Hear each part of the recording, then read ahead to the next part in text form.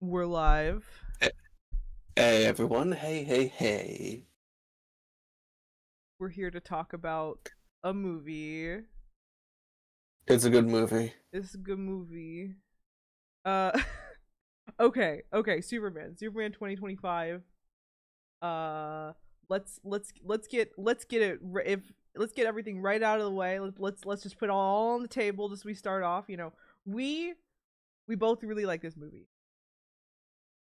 Yes. I don't think either of us loved it, but we both really really liked it. Yeah. I'm not sure how it could be improved, but I do know that it was an enjoyable time, but I wouldn't, rank it like a perfect film, you know? It's not a perfect film. It's not my favorite James Gunn superhero movie. It's not even my favorite of the kind of newer phase of DC that we've seen. But it is still really really solid. It is still really really solid, and I can easily see myself rewatching it and having a really good time, or even maybe having my opinion of it raised over the next couple of months based off of based off of those rewatches. But okay, I have like a Mhm. lot of notes. Maybe not as many notes as with like How to Train Your Dragon, because I feel like that one was less about the movie itself and more about like a lot of the there was a lot of I stuff mentally for me surrounding that film because I was such a big fan of the original that is not necessarily present here, since this is not like a remake in the same way. But that being said, there is still a lot of bullshit surrounding this film that I feel like let's address that for the sake of then putting it on the shelf and not having to think about it for too much for the rest of this review. Okay, but first, before we get into that messy topic, I just want to say I think 10% of my notes is just saying dog or good boy. I relegated that to a couple of bullet points at the beginning. We'll talk about dog. Talk about dog. Don't worry. Every time I saw a dog, I just wrote dog, dog, or Dog, good dog, boy. dog, dog. Okay. So elephant in the room. I'd like to again. I'd like to actually avoid talking about the controversy over the whole course of this review. We will inevitably talk about it sometimes, and just that like because of the nature of it, it's just one of those things that if you don't talk about it, it just becomes a shadow that looms large over the whole thing. But I would also just prefer to give this controversy, this non-controversy, really, at the end of the day, as little lip service as possible. I want to avoid bringing more eyes onto people who are saying what they're saying, and I don't want you, the viewer, to be allowing these people space in your mind. you know, I'm really starting to feel strongly in my heart that the best way to combat a lot of this bullshit culture war stuff to is to not allow yourself to get dragged into every little stupid fight that these guys try and start, so we're going to talk about it a little bit, and then we're going to put it up on the shelf and forget about it, unless eventually maybe we find ourselves needing to talk about it again for one reason or another. All Uh, right, so I'll go first on this. Controversy is dumb. I liked the movie. Controversy's done. We like the movie. Obviously, people are saying what super woke or whatever. The woke crowd Yeah. dislike it. The Zack Snyder crowd dislike it for. I mean, the anti-woke crowd dislike it, and the we I think I I mean, think there both. still is a Yeah, Zack Snyder crowd the that Zack doesn't like the it Zack on Snyder crowd principle. dislikes it, and though I mean I listen I know some of the Zack Snyder crowd. Those two crowds have more in common than not. Let's like be real. Those two crowds have a decent amount of Gotcha. crossover. Let's be actually fucking for real right now, which is incredibly ironic because because Zack Snyder is not someone that I am to understand identifies with anti woke um like rhetoric or ideology, right? Like he has at least shaked hands with liberalism in the past, and he doesn't. If you look at a lot of his works, he does like he does like featuring queer themes in his works if you just like look at them.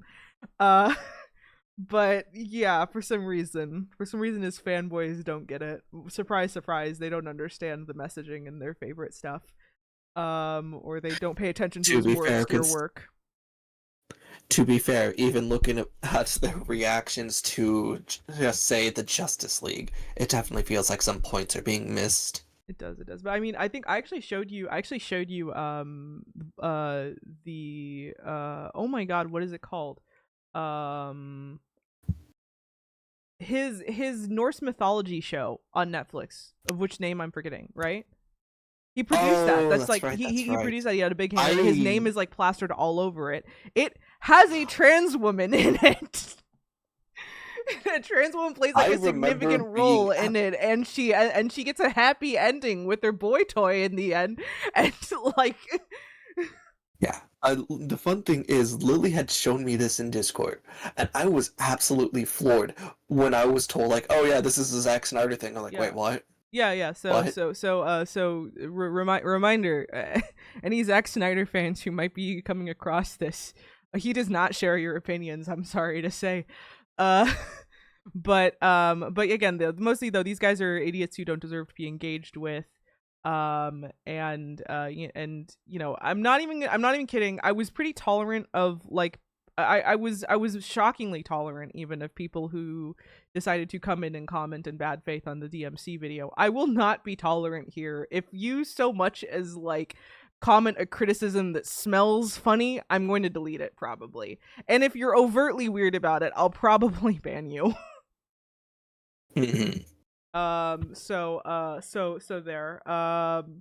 Behave So your with us fucking being self. entirely exactly, so with us being vague about this, shall we get into the main thing? Yeah, we're two people who like this movie who wish to break bread with others that who liked it. I'm, Mhm. yeah. So yeah. That being said, this movie's good, but not amazing. I really, really liked it, and I find myself liking it. I might find myself liking it a lot more, a lot less over time once my opinion has settled. But there's a lot of good stuff to talk about here, and a lot of good stuff to dig into. So I decided to split it up into three categories: the good, the bad, and the political. Eventually, because there's actually one thing the anti woke guys had right. It's that yeah, this movie actually is it is very political. It is a very political film. Um, Now I'll get Luthor is into basically Elon. I'll get into like later why that shouldn't be considered like weird or A bad bad in thing. the especially in the comic space. But it is in fact Mhm. really political, and James Gunn was at least a little bit trying to make people mad. Let's be real. He was trying a little bit. He strikes me as my kind of guy, honestly, the type of guy who likes to be maybe kind of a smug liberal about things, who likes to make people a little mad on purpose sometimes. When it comes to his political takes and the way he frames them. Now I can respect that as a fellow smug liberal, honestly. And to also reiterate things, this type of stuff is normal for the comics. Luthor literally became Oh president. yeah. I have a whole section all about the. I have a whole section all about the comics. The comics have been comparing Luthor to Lex Luthor to Trump, since like the Art of the Deal came out. Like since like his reality television days.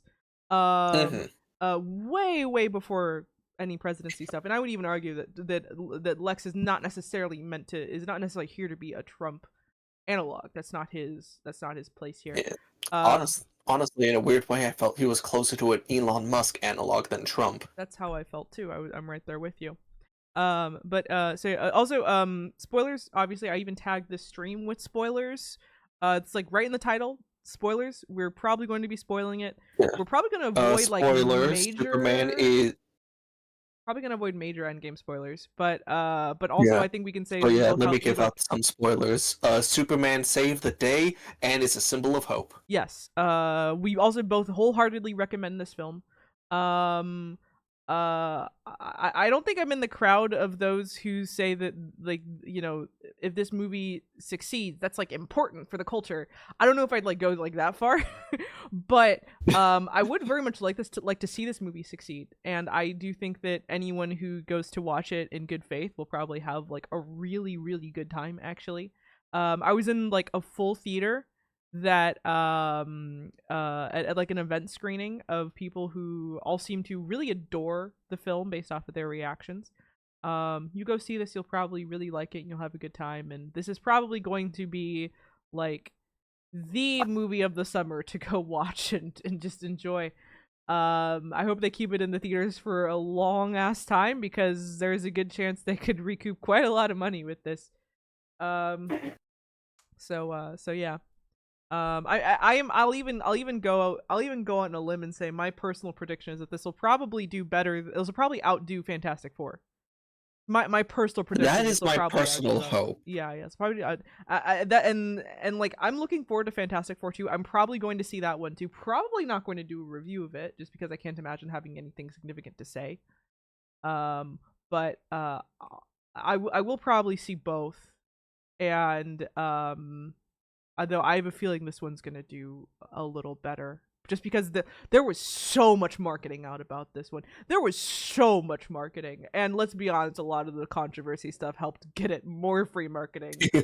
Um, Honestly, I'm gonna be honest. If it wasn't for Lily, I probably still would have gone to, or despite Lily, if she hadn't told me to see the movie for this review, I probably still would have seen it anyway, specifically because of the controversy making me want to support this. I just forced you to see it on opening day because I was like, well, let's try and do a review in a timely manner. Yeah, Um, basically. so yeah. But okay. Let's get into the actual good list. My first bullet point on the good is dog. Good boy. Good boy. Good boy. Good boy. Good boy. Good boy. Good boy. Good boy. The funny thing is, I was going to say the exact same thing. Good. Good. Dog, dog, Dog. dog, Dog. dog. Dog. Okay. He's a good boy even when he's being kind of a bad boy because okay. The joke with Crypto He in has this. small dog syndrome. The joke with Crypt that's why they needed to make him a small dog. If he was a lab, it wouldn't have made any sense, right? Labs are too well behaved. I've known some badly behaved labs, but they're not but terriers are a wholly different like ball game. they they beat to their own drum. Uh All right, so not to get back into controversy again, but I've seen on Twitter, yes, I mean X, whatever. People were saying like, "Oh, this is just James Gunn wanting to put his own dog in." One, I don't care, still a cute dog. yeah. Two, it actually had a point because they literally had revealed towards the end, like, "Oh yeah, the reason why Crypto's being bratty is because he literally has small dog privilege." He does.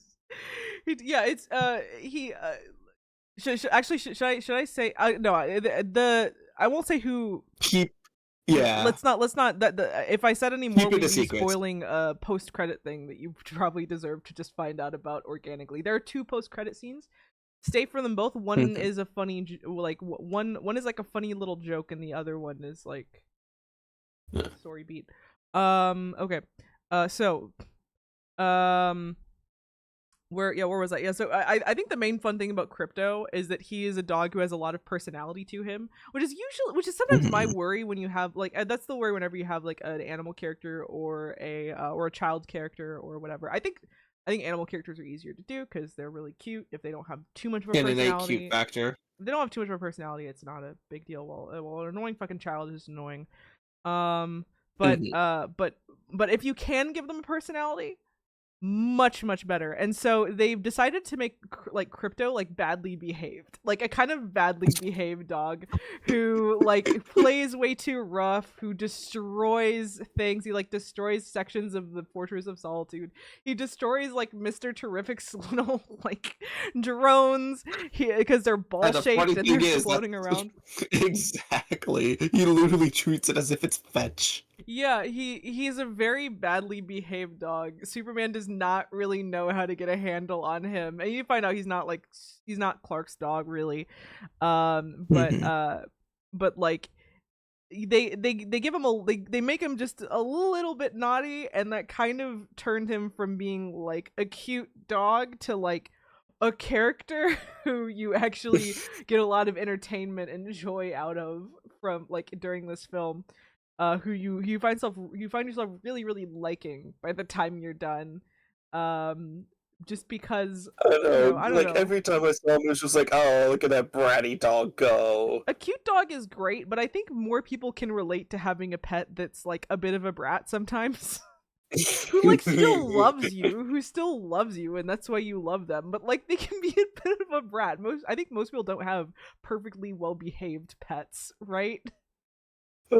Absolutely not. I'm thinking of my dog at this moment as we talk about how dogs aren't the perfect pet. I spent like 5 minutes this morning just following my cat as she was walking outside. My cat who has a bad hip but was like insistent that she needed to like go outside in 100-degree heat, and I'm just like walking after her in my pajamas being like, you have to come back inside, you have to come back inside.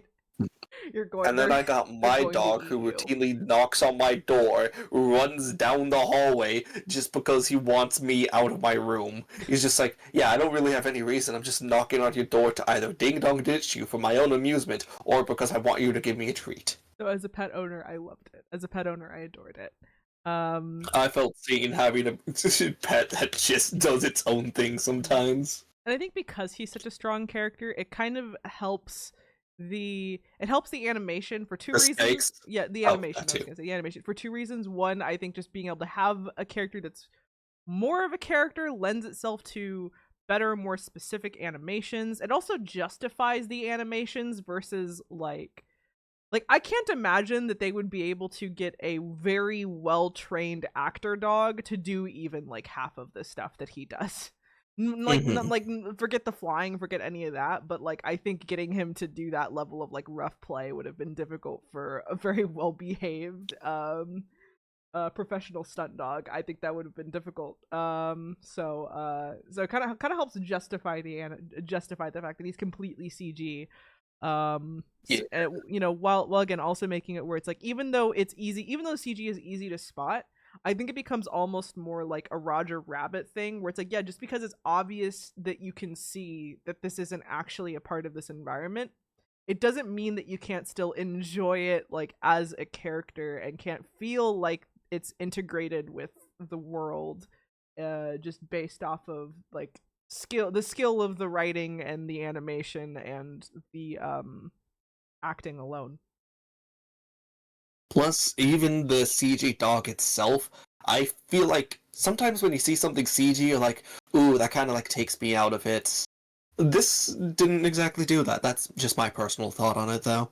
It was pretty consistently it was good. It was good in general. And that's actually Yeah. maybe where it could bring me to my next point. This movie is very pretty. The CG is very good, honestly. In general, it's far and above what I feel like we've been seeing in a lot of other films lately. Far and above what you see in most other DC films, let's be real. Um I'm so glad I didn't see that last. What was it? Flashpoint? What was that? What they tried oh my doing? god, don't I didn't see it either. I didn't care. I didn't see it either. Same. I was more thinking of a couple scenes of Man of Steel that I've seen here and there. And Oh, fair. yeah, and honestly, some really cringe stuff Weirdly from the enough, I first think Suicide Aquaman Squad was actually movie. one of their better works. Yeah, I honestly I've seen so few of them. I've seen like Wonder Woman, the first Mm. one. And I saw Suicide Squad and I saw Birds of Prey. And I did not particularly like any of them. I don't know. Wonder Woman was one that I really liked at the time, but I feel like it's rotted for me since. I feel like it's really rotted for me since, and it's it's definitely not as good as this one. Though maybe not as good as, again, I hold the Suicide Squad, the James Gunn one, and the Batman, the Robert Pattinson one, in very high regards as far as DC live action Mm. stuff goes. Those to me are the peak of it. I was gonna say before this, but honestly after it too. So the Batman, if you want to know my favorite DC live action movie currently, it's the Batman. Christopher Nolan Batman's great. Um, but Battinson is not ashamed to be a comic book movie. So just for that, I appreciate it more, I think. But anyway, the movie's really pretty. Speaking of not Oh, sorry, I Let me was let going to me segue into something different. No, I have like two more points. Yeah, so the color grading in this movie I think is actually pretty good. It's it actually manages to be bright and colorful. It does not feel like it's just gray washed. There are certain times where it feels a little desaturated. Though again, sometimes that is part of that is just because I've heard people who know more about cameras walk through why the specific digital cameras that a lot of these studios use are just like not very good as far as like reading like bright saturated colors go, and that's why sometimes some of these films, even when they are color graded to be a bit more bright, they can just feel a little off. But that's like I don't actually personally know that much about cameras. I'm just kind of parroting something that I kind of heard and kind of vaguely remember a long time Second ago. hand. Yeah, like third hand, let's be real. Mhm. But I will say though, in general, the movie again, it looks pretty. The high concept, like sci-fi stuff, looks really, really cool. The flying scenes in particular are amazing. I put this right alongside How to Train Your Dragon as far as like, oh shit, I forgot that the flying couldn't have been. Movies can look I forgot great. I forgot that Corn Sweat couldn't fly.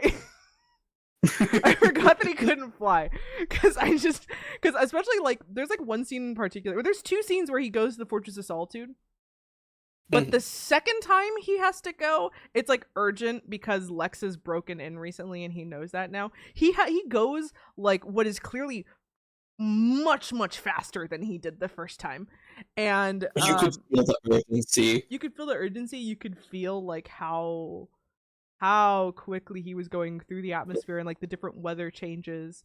Um, I and forget it what was movie really it good. was, but it reminds me of how in this one movie they were trying to capture footage of, well, you can't see how fast the planes are going. There's no clouds. And then here, or that kind of echoed back in my head when I was seeing that, like, oh yeah, look at that zoom past all those clouds. Zoom. Zoom. Mozzie, we're both doing good. Thanks for hearing. Luck, how about you say the point you were gonna make before I kind of interrupted you? Oh, okay, just to let you know that was going to be a transition to some comic stuff. Is that okay? Am I ready to talk about comic stuff yet? Sure. Yeah. I think I have more comic notes later, but go ahead. Mhm. Because okay, yeah, actually, Well, I feel like wait, this was. actually, before you start, is this maybe a good time for me to establish my comics cred on here? Because I feel like I actually don't talk about too much the fact that I am in fact a comic book reader. She is. I've been going to my local comic book store every week for like the last 2 years. I have a sizable comic book collection. Superman is not necessarily my shit, but I do read a lot of DC stuff. She's a Nightwing gal. I'm a Nightwing gal. I like Nightwing. I like Titans. And because whenever I come across Superman stuff, is usually in conjunction with that. I am also honestly like I probably read like indie comics more so than a lot of superhero stuff. Or as well as like my most recent like poison has been the Transformers comics, Transformers Image comics. So my knowledge of Superman is kind of limited. But I am aware of I'm like deeply aware of DC comics history and as well as Marvel comics history. Meanwhile, with me, my credentials are I've looked up the comic historian on YouTube before, seen Nice. some of that stuff. Yeah, I don't have as much credentials as you. As well as on TikTok, every so often I come across those. Did you know? And then it brings up some random thing from the comics. If we were talking Titans, X-Men, or Spider-Man, I'm sure I could come at this with some level of expertise. But for Superman, I'm mostly just gonna be going off of stuff I've heard secondhand or stuff that I've gotten from like the Justice League cartoon. Basically, similar position for me, probably less than Lily. Uh-huh. But I personally think that I feel like a lot of nitpicks I have seen about this are just comic accurate things. And I'm not saying like, oh, comics are the gospel, you have to always abide by them. But there is a level of precedent to them, and it's for the nerds. It's for us, Well, I'm the dorks. What do you so what do you mean by comic accurate? Can you elaborate on that? I feel like you did not. I think I know what you're trying Well, to say. once, I feel like someone could take that yeah, as the opposite of what you were trying to say. fair enough. Well, for starters, again, I'm just kind of thinking of nitpicks I've heard. Guy Gardner, hypno glasses. People have argued saying like, no, that's kind of dumb. They could have done better. I'm saying it's fine. It's not supposed to be.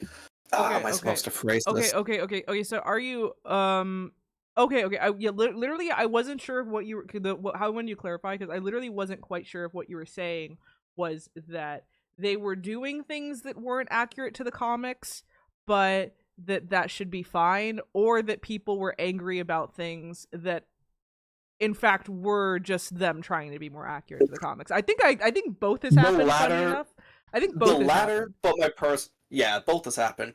The point I was mostly talking about was the latter of people mad at stuff when it was just comic stuff, but I personally stand by the viewpoint of it doesn't always have to be comic accurate. That's just my personal ethos, as long as it's a good product. Sure. I mean, I feel like a lot of the people who are complaining are people who are not actually all that aware of the comics, though, is the thing. Um, Yeah, like, I don't know. Is the hypno glasses thing really the only thing that you can kind of think of as far as that goes? That's it pretty was. It minor. was also going to be people have had exception with Guy's personality when that's just him. That's just what he's like. I'm sorry to say, that's just what Yeah, he's that's like in just the what. comics. I'm really sorry to say, I'm guy's sorry a you're prick. only. Yeah, Guy's a I'm sorry prick. you're only. Yeah, he's not I'm sorry Hal. your only exposure to Green Lantern has been Hal, but like, this is Guy. Yeah, yeah. I'd say my guy, but I don't think I'm at that level with him. I think I've actually noticed a couple people be upset that it wasn't Hal and that it was Guy, or Hmm. for one reason or another, some people were saying that like, oh, but the actor would be perfect for Hal. It's like he's a little old to play Hal, probably not, or you know something like. I think that didn't the guy who played Guy, haha. I think he'd actually played Yeah, Hal in a cartoon at one point or something along those lines. I heard I would not be something to that surprised. effect. I heard something to that effect. He's a very good actor. Mhm. And but yeah, Guy Gardner is a prick, like that's his character in the comics. That's like that's not me saying like, oh, I hate him. That's It's like, just no, it. he's really funny, but the whole point of his character is that he's a dick and everyone It's a agrees that he's awful. it's a part of his charm. Yeah, like Mhm. he's just kind of this prick that no one really likes.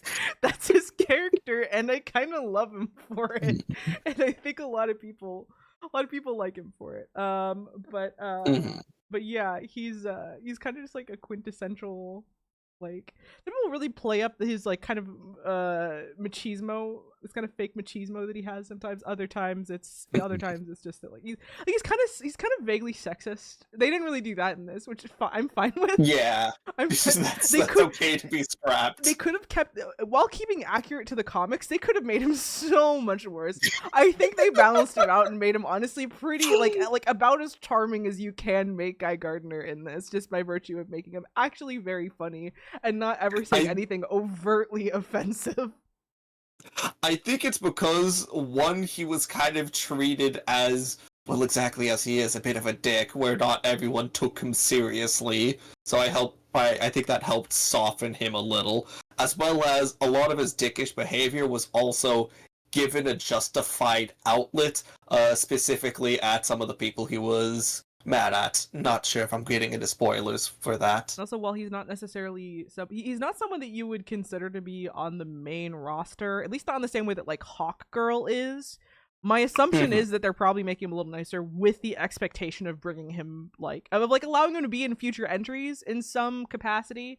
They allow him to be a future character, and to do that, you have to like him a little bit. Hawk Girl, I think, if anything, just because it's like so expected that Hawk Girl will be a part of the Justice League at one point, and that she will be a character in the future. So I presume that's one why they casted her like. Actually, I don't know the age of the actress.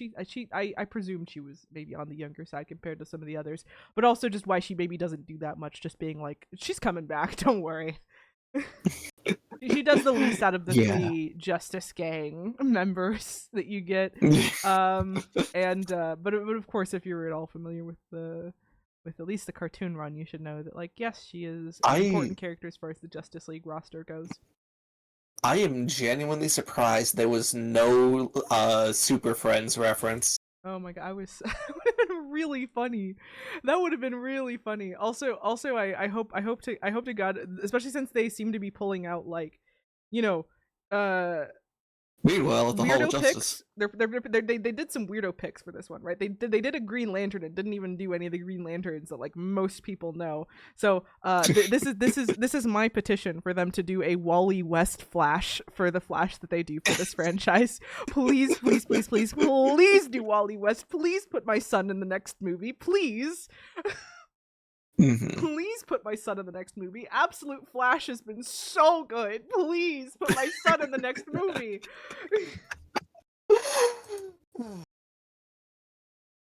Anyway, But I genuinely feel this movie unabashedly is a comic movie with affection. oh, so much affection. Also, I think that, like, Oh, can we talk about spoiler character of the Hammer of Barovia? What are your thoughts? save it for a bit. We'll save it.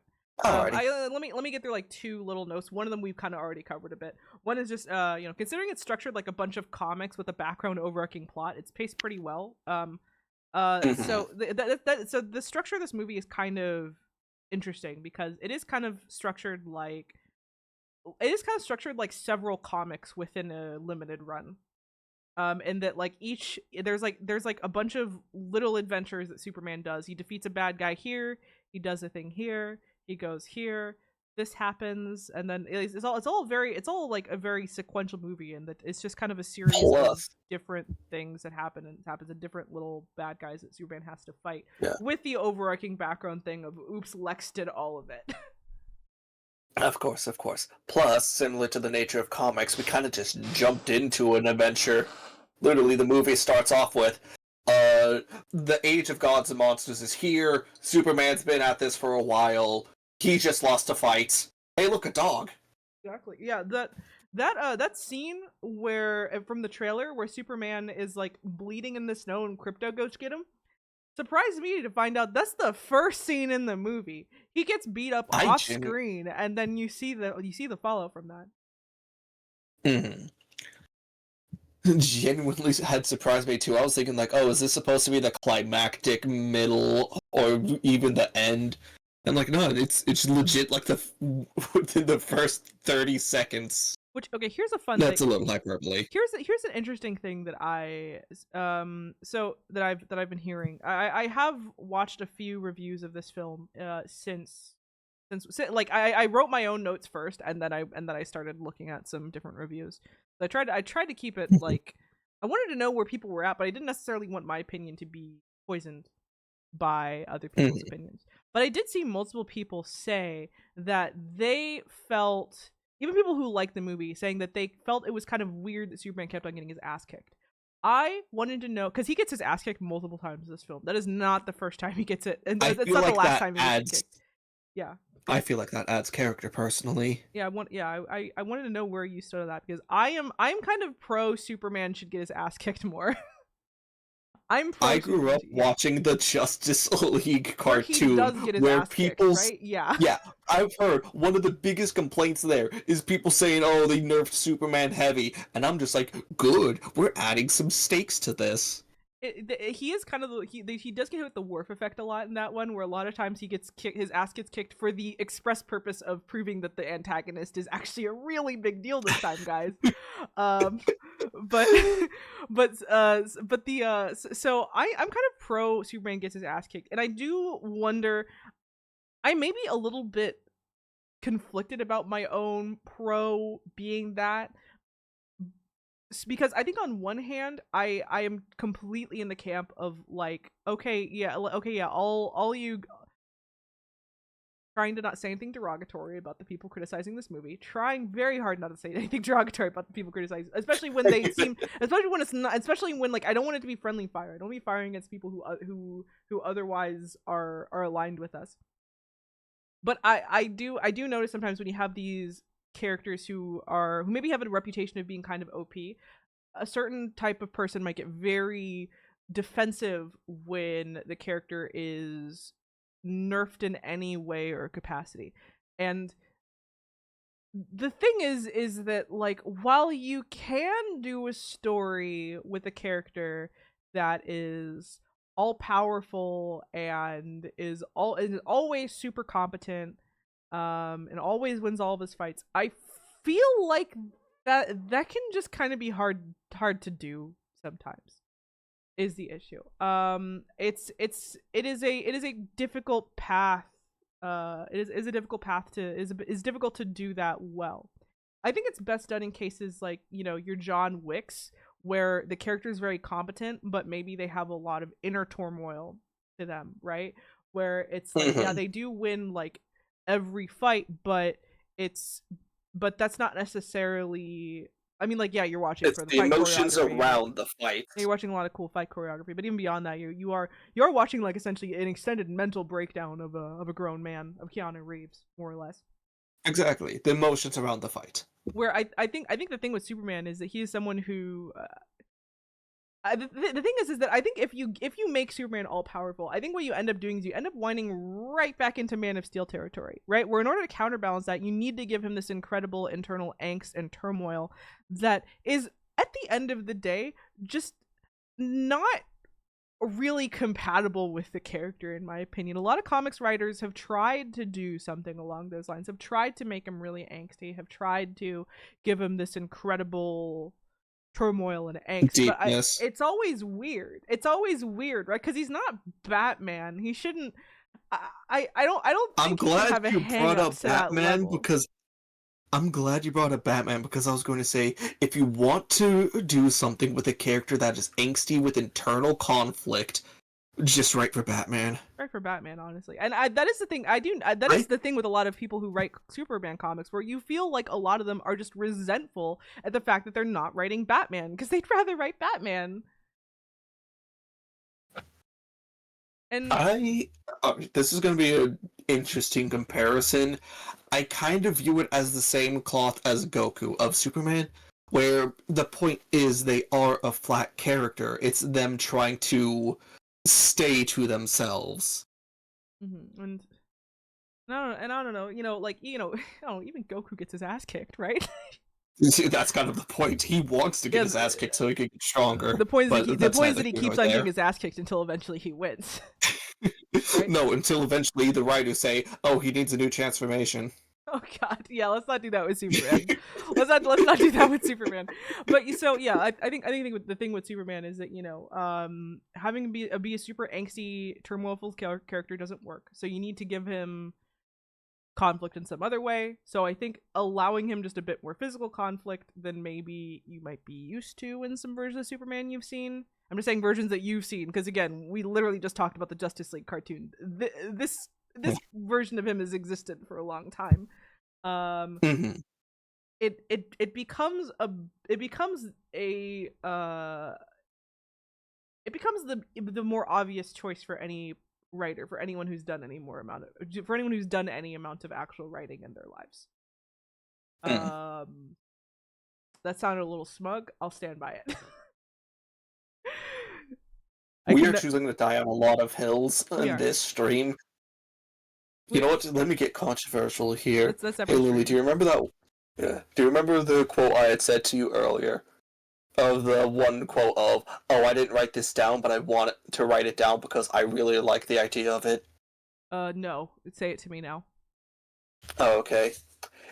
This also kind of goes back to the controversy point, but I will stand by it. This is a movie that is about hope, perseverance, and human decency. If that is what is woke, then I can say with conviction, I stand by it. Yeah, yeah. I saw at least one TikTok of someone saying that, like, it's kind of funny that a lot of these Fox News guys are so offended when James Gunn is pretty clear in saying that, like, it's not really a movie about, like, he's lying when he says it's not a movie about politics, but he's also saying the truth when he says that it's just really that what it's about is that at its core it's about human kindness. And if you're offended by the concept of human kindness as a theme, maybe you're the bad guy. maybe you're the bad guy. Maybe perhaps you are the bad guy, because it's not real. Like,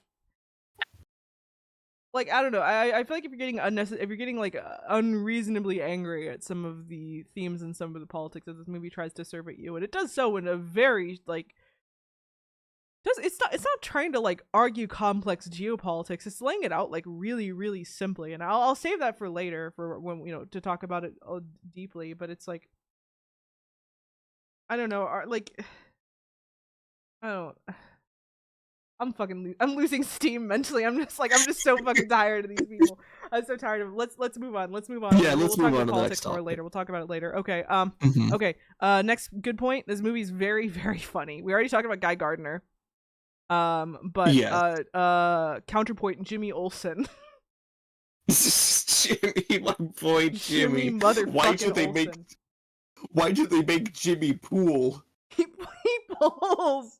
He pulls. Oh my god. He pulls so hard. I'm going to talk about a plot point. I don't care, Lily. Go He for it. pulls so hard that he feels conflicted about getting damning evidence against Luthor because the condition is he will have to spend a weekend with a girl and he doesn't want to be held down. By the way, the girl is like Luther's super hot girlfriend who's like ready to betray him for Jimmy. For Jimmy fucking Olsen. Jimmy. She's like Legit. super hot. Legit. Remember how I said grew up on Justice League cartoons? I legit thought she was going to be one of the 2 secretaries that are also cyborgs. Oh, Mercy. Yeah. There's Mercy and there's one other one. I don't remember her name. I don't remember the names, Yeah. but yes, basically being one of them. I legit thought that was going to be the thing. Like, nope, Jimmy Pools. That's the plot. So funny. It's so fucking funny. Literally, every they have a moment scene it of is Jimmy. great. Yeah. Literally, they have a scene of Jimmy. He's on the phone with her, and she's like, I'll send it to you, but like, can you spend the weekend with me? The whole weekend? Is it okay for me to say that I think the mark of a good Superman adaptation is, are you willing to like have Jimmy Olsen be a character, and are you willing to just allow him to be comedic? Because Man of Steel killed him off in a deleted scene. Yeah, okay. Considering that track record, yeah. I feel like if you're allowing yourself and like in My Adventures with Superman, like he's like the funniest part of that fucking movie. I love him there. He's so Cause funny in like they made him a conspiracy theorist, and well, let me rephrase it: a crypto conspiracy theorist. Yeah. No, that's also bad. Cryptozoology? Yeah, that's better. Conspiracy theorist, and like it just works. It really works, especially since every single one of his conspiracy theories are true. Every single one of them are true. Every single one of them is like a reference, like some like obscure or not so obscure DC thing. It's great. It's really great. So, but anyway, we're getting way ahead of our. I mean, we love My Adventures with Superman, but like, we can't talk about that right now. You just have to watch that in your own time. I think they're giving it another Lois season. is a baddie. Lois is a baddie in that. They're giving it another season. We love it. But yeah. So also, I was just gonna put that like my final note for the funny section is that Clark is unexpectedly funny in this. Oh. Yeah, I definitely had fun with some of his scenes. I think he can do good dry delivery as Superman, and also even funnier. I love when he acts like a scandalized middle-aged woman about things sometimes. Look, he was raised in Kansas. What do you expect of him? Look, 2 words: super shit. The fact that Luthor was the one that triggered him. Luthor creates this like nickname, this troll nickname on Twitter for Superman, super shit. And when Clark hears it, he gets like so offended. He's so like mad about it.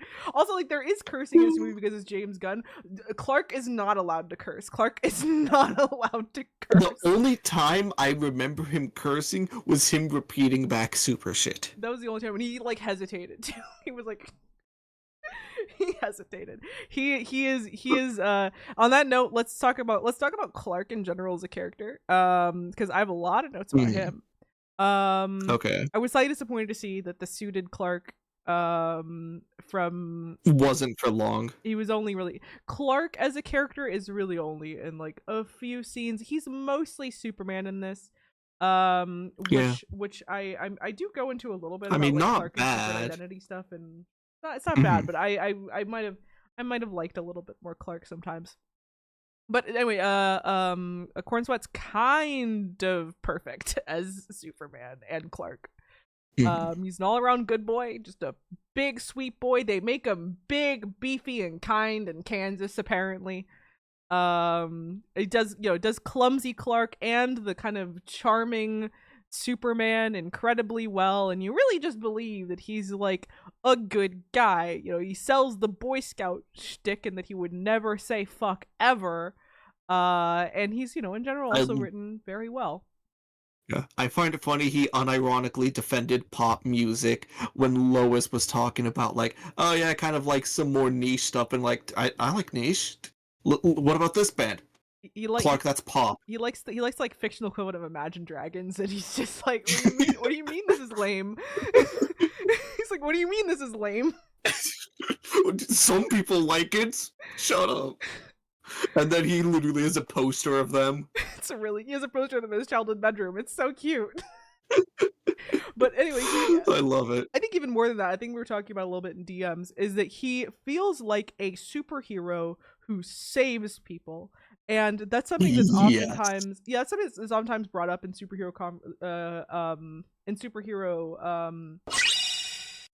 AOJ Bent showed up. That's superhero discourse. In superhero discourse, the idea that like, yeah, your superhero movie might be good, but does it actually feel like they're fulfilling the superhero like function of saving people, or are they essentially just like cops or agents of the government?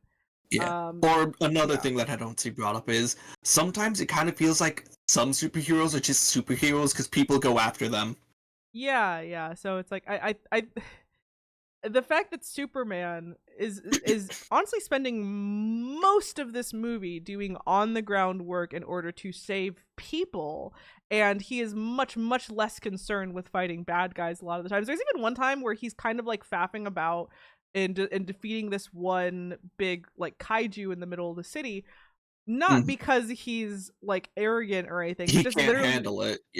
Yeah, or not even because he can't handle it, but just literally because he's trying to find the way to take it down that will cause the least amount of damage, and potentially even be the least painful way to take it down, trying to even see if he can knock it out, while also trying to keep collateral damage to a minimum. And then the Justice Gang comes in and cause a bunch of collateral damage and take it out very quickly. But he's very annoyed at them just by the fact, like, hey, you guys caused like millions of dollars in damage. You could have killed someone, and you could have also taken down the thing less painfully if you tried to think about it for more than a second. Yeah, and preceding that scene, like I was trying to say, he repeatedly had said, I'm trying to find out how to get out. Mr. Terrific kills you. He's like, dude, we could have taken it alive. You're the smart one. Yeah. And during the entire fight scene, too, we don't really see Superman delivering a lot of blows. Do you want to know what he's doing? I have a special note for this.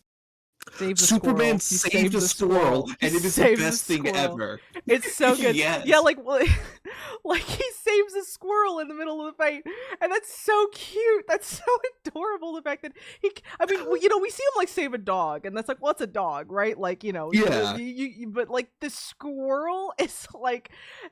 He just has a soft spot for like just all living creatures, and it's so good. He's such a big softie. You can just imagine seeing it. You can imagine him like hearing, because he's like a superhero. You just imagine him hearing that there's like a little squirrel in a tree that like might get crushed. He just goes over there real quickly just because he's like, oh, I can't leave it there. And if you also want to add some extra drama to it, Superman canonically can hear heartbeats, so he probably hears like, that's a very fast heartbeat. Poor thing must be scared. He's literally a Boy Scout. You believe that this Superman would like stop to like save a cat from a tree or something stupid like that. I can literally see this man in the Elder Scout, whatever they're called, uniform. I believe he was a Boy Scout. Eagle Scouts, I think that's the term. I believe he was a Boy Scout at one point. But like, there's this one really great scene around the end of the movie where there's a woman who's about to get crushed by a building. She's like she's trying to start her car, and she's like shaking, terrified because she knows she's about to die. And in my brain when that was happening, my first thought was not, oh no, she's gonna die. My first thought was, so when's Superman gonna come over and when's he gonna come over and save her? And he does, and it's awesome. It's so good. It's so good. Every time there's like, it's like actually very rare. Someone in peril. It's very rare that he fails to save a person, and so therefore the one time that he actually fails to save a person, it's pretty heartbreaking. Can we talk about this scene, or should we like leave it? Let's talk about it now. Talk about it. All right, so. Fuck you, Lex. Fuck you, Evil, Lex. bad Evil. man. I've not gone into the Superman comics, but seeing what Lex can be capable of, I believe he'd done something similar if so Batman. Evil. So okay. Near the beginning of the film, Superman is helped out of a ditch by this random guy, who Malik. His name's Put Molly. respect on his name. His name's Molly. His name's Molly. You didn't even remember his name right. Oh, I thought it was like Malik or Malik. I need to put respect on his name. Look at you. Anyway, this guy is just literally introduced as just some random guy who gave Superman food for free once. And Lex tracks down this guy in order to hold him hostage, in order to interrogate Superman at one point. And so he basically plays Russian roulette with this man. Like he puts in one bullet in a revolver, spins it, and then pulls the trigger against the guy's head. And for one, this guy, absolute legend. It was heartbreaking too, because like literally Superman was like, Lex, don't, and then this guy was like, Superman, yeah, you ate my food, I gave it to you, I offered, I honored. Superman, don't tell him nothing. I don't have family, it's okay. This guy literally says, seriously, like, fuck you, Lex. Don't tell him anything. Don't tell him a single thing, Superman. I'll die happy that I fed you once. Do it, you bald asshole. Do it, you bald asshole. And then Lex actually shoots him. And then Lex actually kills him on the second shot. I know. And it's heartbreaking. This guy goes down like a badass. And it's heartbreaking, and Superman is gutted by it. He's like... Honestly, I can't remember the superhero movie that made me like so personally tragic. That it's some random person with less than 10 lines being killed off like that. And you really feel it too, doubly so, because the guy holding Superman hostage, it spurs a change of heart in him. And he cries. He's also the goat. Yeah, he's I'm sure he's a comic character. I cannot remember his name right now. He can. He is. I think his name was the Elements. It's not that, but I know it's not that. Oh, you mean like in the comics? In the comics, yeah. But he's a metahuman that can turn into different minerals. He turns into kryptonite in order to keep Superman hostage, and does so under duress because Lex is holding his son hostage, his like literal baby son. And so this inspires him to have a change of heart and help out Superman, and I think that change of heart really helps actually sell this scene, because you see how distressed this random metahuman is over this death, and it really like sells it. It's like, oh my god, it sells it as being. I know, even impactful. This guy. Yeah, this guy's crying like he was just some random person. He was like, innocent. This random metahuman just literally, metamorpho. Literally starts crying and like breaking down, and he's so horrified at what's going on here. It's a lot, and it's really, really good. So yeah, let me my next big note. I would also like this. Hold on, I just want a quick aside. I also love the fact that they made him cry, because personally, I as a person feel strongly that we need to have more men feeling emotional. And so the fact that this guy, it's not even portrayed as a bad thing like I've seen other things do before, where it's just like, oh, they play it off as a joke of guy crying. No, this is like an actual emotional beat, and I respect that. Alright, that was my main point. Go on. And I'm muting myself so I can blow my fucking nose. But yeah, it's, I mean, yeah, it's just, these are just a bunch of men who cry, men who feel emotions, and you, you're okay with that. It's great, honestly. It just allows emotions to happen on screen. You know, it's not so incredibly irony pilled. It's kind of like, as much as I do actually like a lot of the Marvel movies, there's some aspect of it where, like, Sometimes it can feel disingenuous. Joss Whedon as a writer looms heavy over a lot of those movies, and there is a certain aspect of him being kind of incapable of writing a good, sincere friendship a lot of the times, especially in between men. And so as a result, I think I think that, you know, kind of being able to get away from that a little bit allows us to have a few more little pockets of sincerity like that actually really hit as a result. But okay, next little point here, or big point. So this Superman, in my opinion, fixes some issues that I have with a lot of versions of Superman. I quantify that with I qualify that with versions because, again, like I said earlier, Superman, like all other comic book characters, has been handled by a lot of different people who have a lot of different ideas as to how the character should go. This is very in line with some versions of Superman, but not a lot of the versions that we've seen recently. And I'm not just talking about Man of Steel, I'm talking about in comic stuff as well. Funny enough, this is where a lot of the anti-woke people started coming in, because they felt very attached to a specific version that maybe, I don't want to completely deride. No, I do want to completely deride them, but I will say that, like, there are some aspects of the version of him that lives in their brain that has existed in the comics at times, but they are, it is a little bit ignorant of the way comics work to say that this is against it's the always character. going to be, yeah. You know? These different versions of characters come and go. That's just like how it works, right? I'm sure by the time I'm 50, they will have another dark, edgy version of Superman, and it might be okay. It might be okay, even depending on how they do it. You know. But anyway, this leans towards a version of him that I prefer, and course corrects against a version of him that I've been seeing recently that I do not prefer. Like we already discussed, he's not invincible in this one. It is important to allow your characters to have conflict within the story. Some people dislike that he gets his ass kicked a lot. I say, hey, adds compliment. Character. like I chimed in there. It's a compliment. Mm-hmm.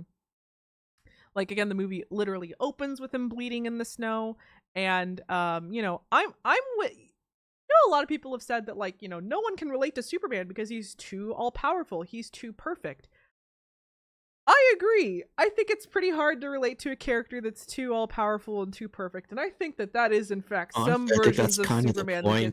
There are, in fact, some versions of Superman that get written that way.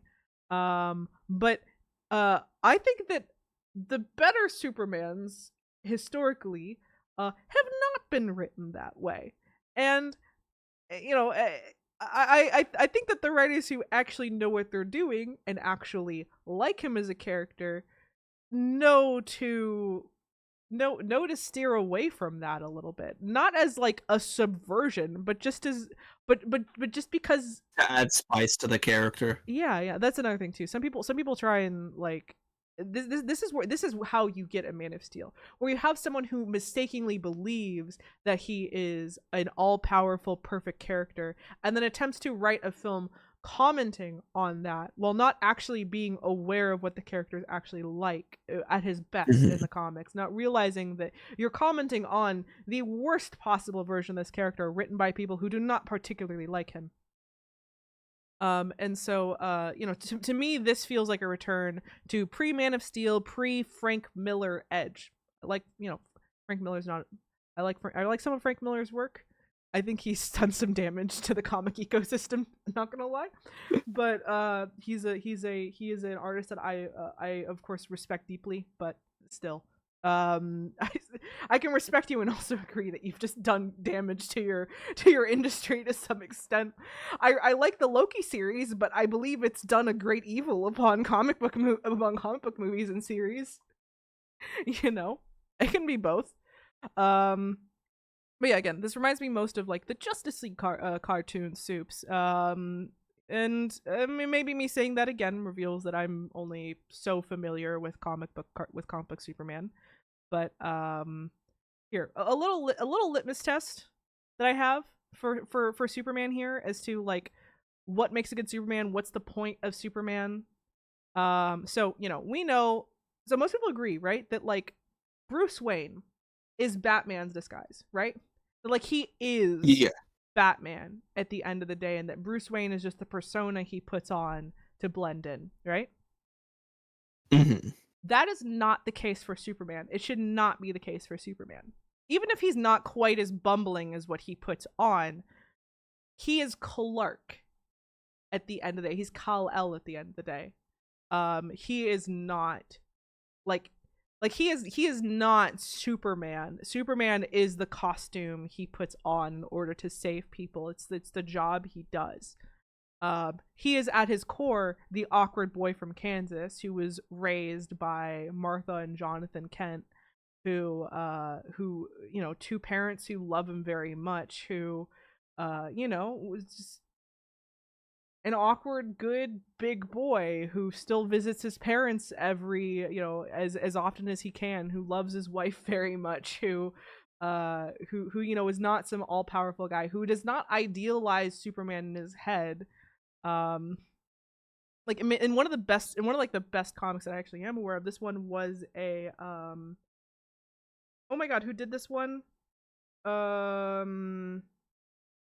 Oh, I'm While forgetting. you think of that, I'm just going to say this obligatory reference to Superman trying to peek into his gifts, but then disappointed that they're lead lined from the cartoon. That was cute. Yeah, that was cute. It is cute. And then he insists to Bruce that Santa puts them there, right?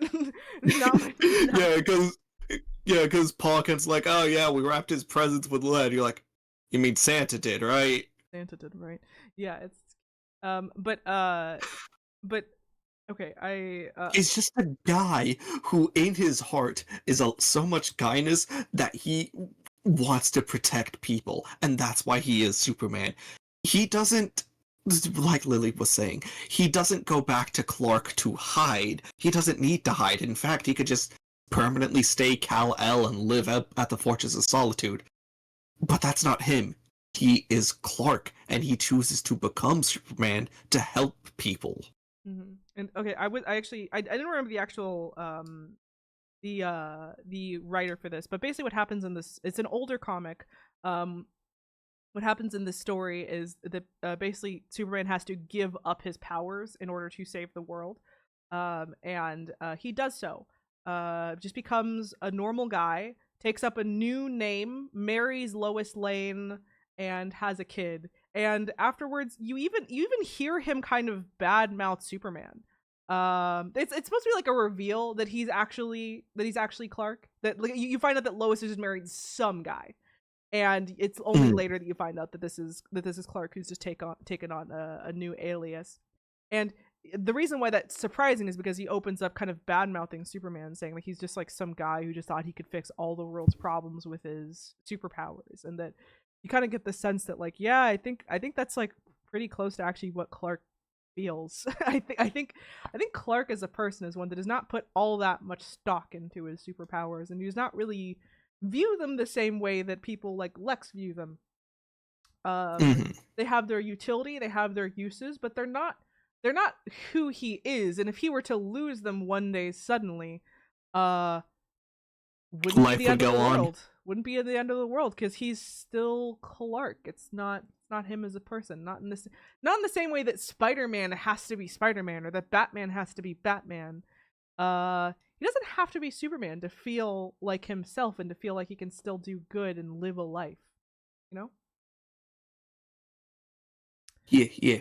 So, but yeah, anyway, if I can believe that Superman is Clark's disguise, not the other way around, then we have a good Superman. Then I believe we have a good Superman.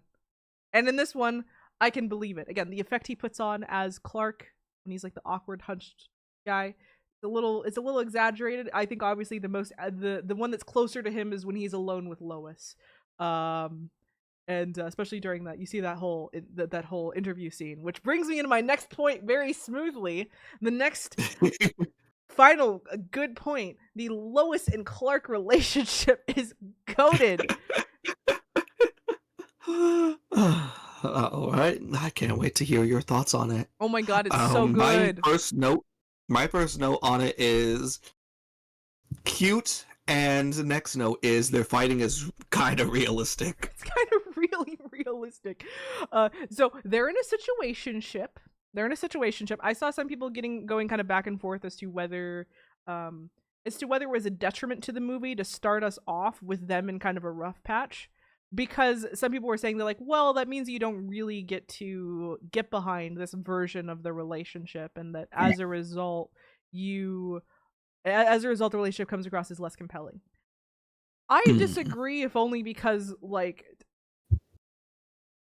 I've been reading and watching comic stuff for so long. It just feels like such a foregone conclusion that like they're together, that showing them get together is a lot less impactful than just showing what it's like of them being together, in my opinion. Just showing them like actually being together and experiencing the ups and downs.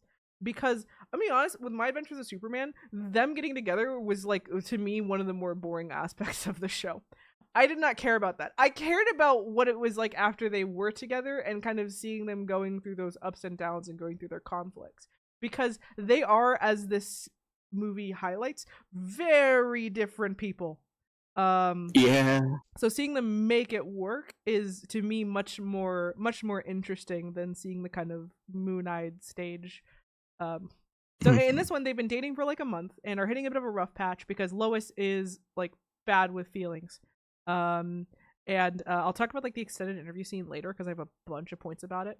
But okay. You get the impression that they care for each other, but are still trying to figure it out, and Lois is getting a little bit of cold feet. And to me, kind of cute. There's a scene where Clark like says "I love you" out of the blue, and Lois is clearly like freaking out about it.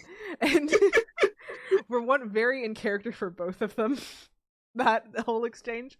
But Look, you know me. You know how picky I am about my headships. There's only like one of your requirements is your mom and dad, and then the other requirement, or optional, is the woman pegs. Yeah, pegging or my emotional support mom and dad. This falls more into my emotional support mom and dad, where it's like I do like them just because they have a dynamic that just seems to work and they seem to support each other wholeheartedly. That's what I mean by my emotional support mom and dad.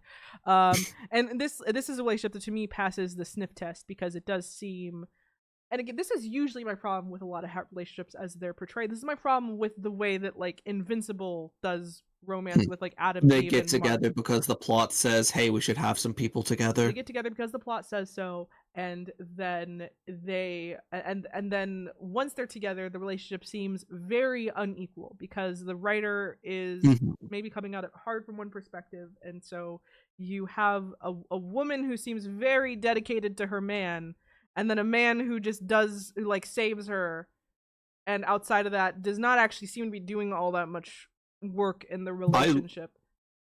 I do kind of love the fact that it's the opposite of what you had said. This is literally the opposite of that. This is literally the opposite of that. You have a man who's doing a lot of emotional labor and a woman who has to go out of her way to try and save him. Anyway, Lois likes them. It works. Because that's how it happens right there. I mean, we can get into that. With the interview scene is such a microcosm of their relationship. I feel like we have to talk about it in order to talk about how the relationship works. All right, let's talk about the real microcosm. Clark tried making her breakfast for dinner, and Lois was saying, I don't really care for breakfast for dinner. I feel like this is emblematic of their. Okay, sorry, I'm done joking. You can go on. Well, I mean, a little bit. He does say that it's kind her of favorite, actually and then she says, no, it's your favorite. And it's like, oh, yeah. Yeah. Where I could definitely see a scenario where it's just like, oh, Clark is thinking, well, I like this. She probably also likes this. I think she might have said she likes this. And then she's like, "No, I said I like breakfast for breakfast, dude. That's your favorite." So okay, this interview argument scene is written really well and explores their main conflict really well, as well as the greater main conflict. Like it does it's such a well written scene. Oh my god, no wonder people keep on sharing clips of it, because it's a scene that's incredibly engaging. You kind of just find yourself glued to the screen for the whole time as these two actors just act at each other, and but also it's like it's setting up so much in the story. As I could understand both of their viewpoints as well, too. Clark struggling to keep it together, Lois being serious and giving this her all, we get and also asking some pretty good questions too. to back it up for those who've not seen it. The whole framing of the argument. So Clark posted wrote an article recently about like the main conflict where there's a brewing war in a foreign country. We'll talk Superman about stops an that. invasion. We'll talk about the war in another country. We are going to talk about it. And he writes the article from the perspective of having interviewed, here are the quotes, interviewed Superman. And you know, Lois is kind of saying like, hey, if you keep on interviewing yourself, someone's gonna catch on. And so he kind of like half jokingly says, well, why don't you interview me? And then he decides to double down and decides to be serious. Yeah, interview me right now. Let's do it. Interview Superman right now.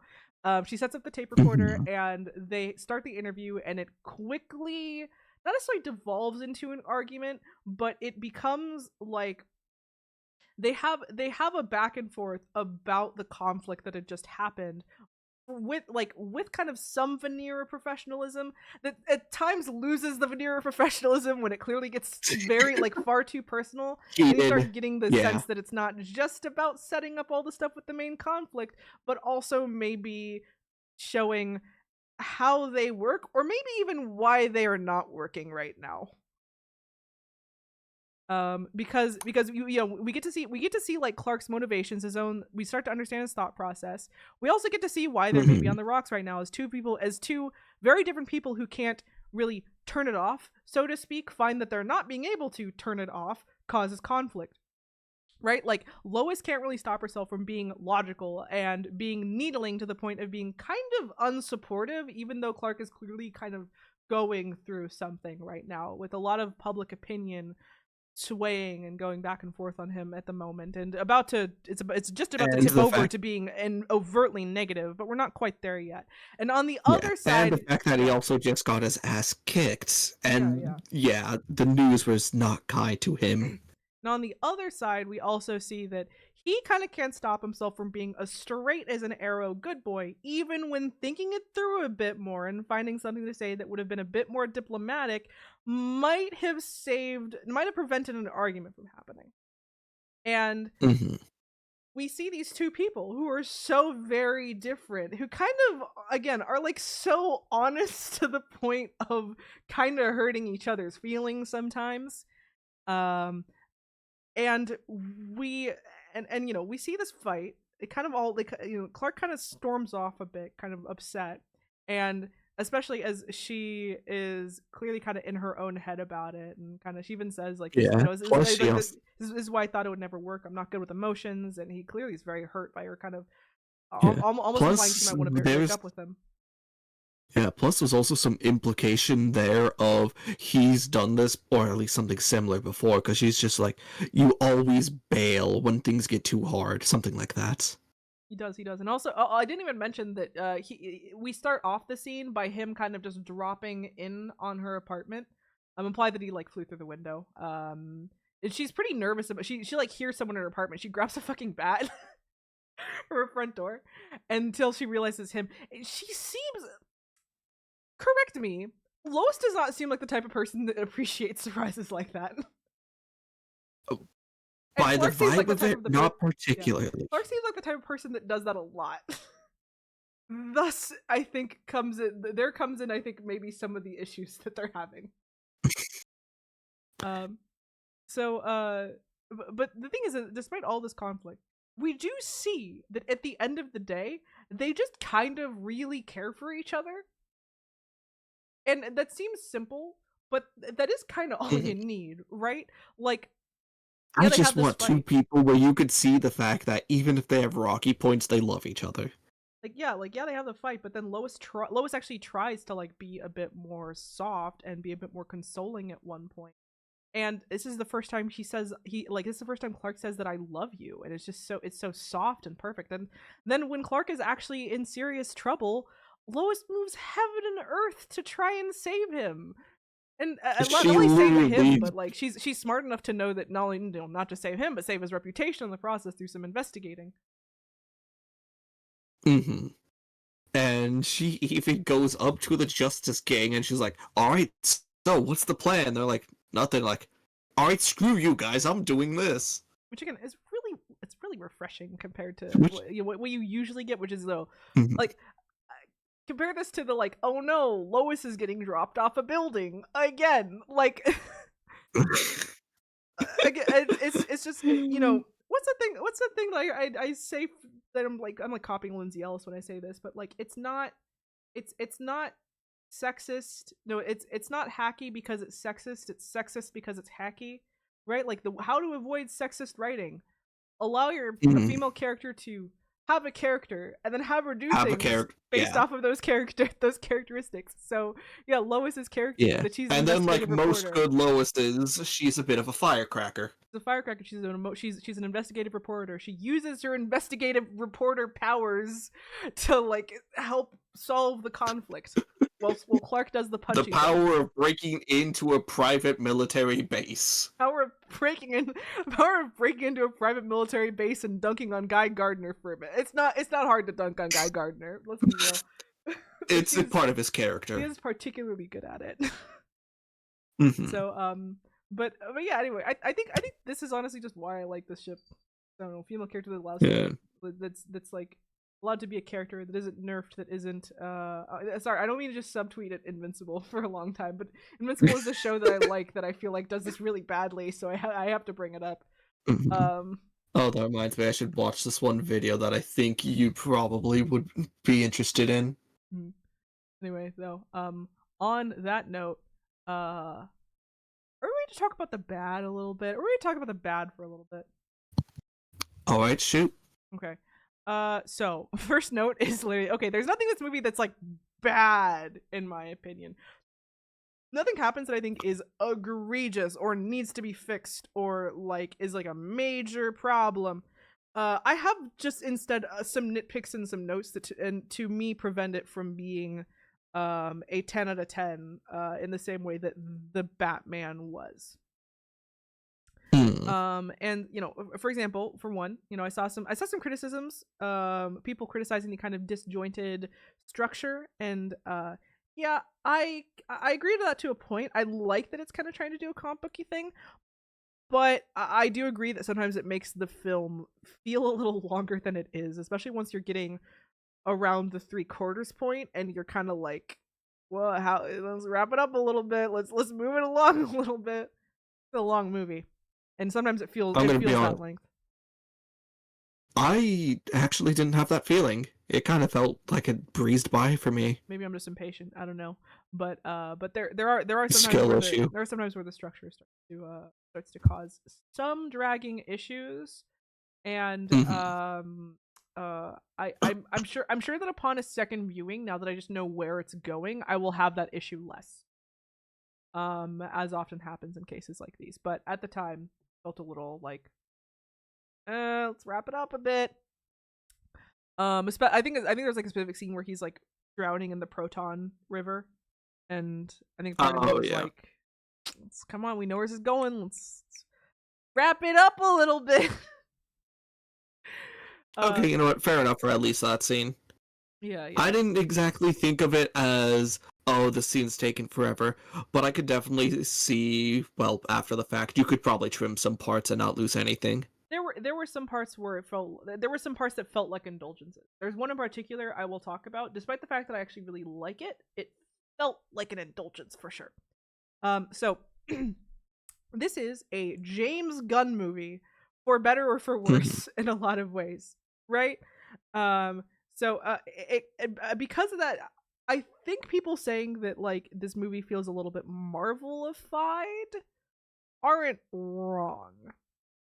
Like Clark Yeah. doesn't quip much, thank God, but there are still quips, a few Joss Whedonisms, like slipping through now and again. And a lot of that to me was like centered around a lot of Lois and Mr. Terrific's Mr. interactions. Terrific. Yeah. The garage door scene made me roll my made me roll my eyes. I'm gonna be real. Where it's like the garage door is like Mr. Terrific Oh, Mr. has like a Terrific is great. hovercraft, and he slips on, he opens the garage door, and it takes like 30 whole seconds for it. And then Lois, of course, like quips about it later, like, oh, you get a hovercraft, you can't get a garage door that opens faster. It's like cute Yeah. laughter. And I'm like, okay, yeah, sure. I definitely Or don't like feel like another my bit of time a was wasted. quippy, yeah, or like another quippy line with Mr. Terrific was about closing and opening the portal. Mhm. And okay, look, I'm gonna have to do it to you. Yes. The Mr. Oh, Terrific fight scene. It was good. yeah. It was good. It was a good fight scene, but it But felt straight out of Guardians of the Galaxy, and it kind of took me out of the film. I'm gonna be real. I watched that and I was just like, okay, yeah, we're doing the obligatory James Gunn music needle drop fight scene right now. Okay, cool, got it. Yeah, I mean it's good. It's well done. did I They're tell you always that one good. of my did I tell you one of my notes was this scene's kind of cool? It's cool. I like it. I like the scene. It just took me out of the movie. I was just like, here we go. It's time for the James Gunn scene. It's time for the James Gunn scene to happen. Time to sit down. We're gonna watch the James Gunn scene for the next 2 minutes. It felt like an indulgence at the end of it. It might just it's literally just my pattern recognition. I just felt like an indulgence at the end of the day. It just felt like something. It just I'm fine with the director having a stylistic thing. I'm fine with it, I promise. I do love a lot of James Gunn's movies, but there is some aspect to where it's like, Let's hold on. I wish to seek some compromise. Although it definitely was a bit of an indulgence, it did not detract away from the overall. no, these are nitpicks. These are nitpicks. I'm not saying Oh, that okay, okay. I'm not saying that the scene should have been cut or that this means the film's awful. Obviously not. I am Yeah. just saying that it took me out of You the could just movie. feel it in your bones and you I'm want a just reason to rant. I'm just saying that it took me out of the movie, and I'm saying that I'm gonna count that as a indulgence that maybe could have at least been trimmed. Like the garage door scene. It was just a little bit like, oh, okay, yeah. And again, I like indulgent art. I like indulgent art. I really do. Mhm. And if anything, maybe my issue with it is that I feel like the joy of indulgent art is oftentimes that you get to actually just see the director do whatever the fuck they want to do, right? Yeah. And that I think sometimes the issues come in when it feels a little bit too in between sometimes. It feels less like it as a part of a cohesive whole and more like the director's trying to slip in something that he likes. And Mm. and so okay, out of the two James Gunn DC movies so far, in my opinion, this is the lesser one. I do not know if you've seen his Suicide Squad movie, but if you have, you might actually understand where I'm coming from here when I am making a negative comparison, because his style, in my To opinion, suits the real quick, Suicide Squad way, way more. real quick to explain my subject position, I have not seen it. Okay, yeah. It's his style of like kind of poppy, kind of dark, sincere, but like a good mix of sincere and grotesque. Um, Mhm. that is the Suicide Squad as a story. And so when he comes in for that one, it's like perfect. It's like lightning in a fucking bottle. It's immaculate. It's a great film, in my opinion. And I think that because his style is so much that, at least in my brain, that I can kind of feel him, or maybe even studio notes, trying to tone down his style a little bit to more suit this type of subject material. That, like, Superman does not live within the realm of the poppy and the grotesque and all of that. He is still within the realm of the sincere, but he's not necessarily going to be jiving with some of the darker elements of Gunn's stuff, and that is kind of, I did even see some mentions here and there's some whispers about them cutting some darker elements that were in the original draft. Like apparently at one point I think one of the bad guys like kicks the dog or something, and they cut that. And I think that's one of those things where it's like, yeah, it seems like it's, you know, that seems like something James Gunn would do. And I can see, I know why he cut it, because that wouldn't have suited the film. But do you know what I'm saying? Do you get what I'm saying here? Do you get what I'm saying here when it's like, this is a guy whose maybe wheelhouse is a little bit darker than where this one's head was at. And I think because of that, this movie can sometimes come across as being a little bit more generic than some of his films, where it feels like he's more doing what he wants. All the time, unrestrained. And I think this is also, to me, where this movie starts to feel a little bit like a Marvel movie, more so than the Suicide Squad movie does, because I think a lot of Marvel movies, why people kind of find them to be so meh, is because they oftentimes feel like movies that are made of compromise, right? They're usually done by directors for hire, or if they're done like not done by directors for hire, these directors' visions have been compromised so diluted. much due to various studio mandates and the grand vision that it's unrecognizable. And this film was not to that extent, but it is approaching. It does feel like it's approaching that in some ways. Where there are certain aspects of it. There are certain like ways the precedent is slowly starting to get sent. There are ways in which this movie feels ever so subtly generic, and that becomes my problem. That becomes my conflict. And I'm sure if I had a time to like sit down with an actual script, I could say this in a more coherent way. But that becomes my conflict with some of the indulgences. That becomes my conflict with some of the with some of the Whedonisms, with some of the things here and there, where I'm like, well, it just kind of feels like it's fighting against itself a little. You know, it just kind of feels a little bit like there's a stronger, ballsier version of the same film within this, and that something was compromised here, and that, you know, this movie's doing all the things that it needs to do, but it is ever so subtly generic in the same way that some Marvel movies are generic. Still a really good time, still a very good movie, but, you know, it's a popcorn movie. It's a popcorn movie. That type of feel. If I went any further, I would have to start getting into like the Martin Scorsese, like superhero films are not films.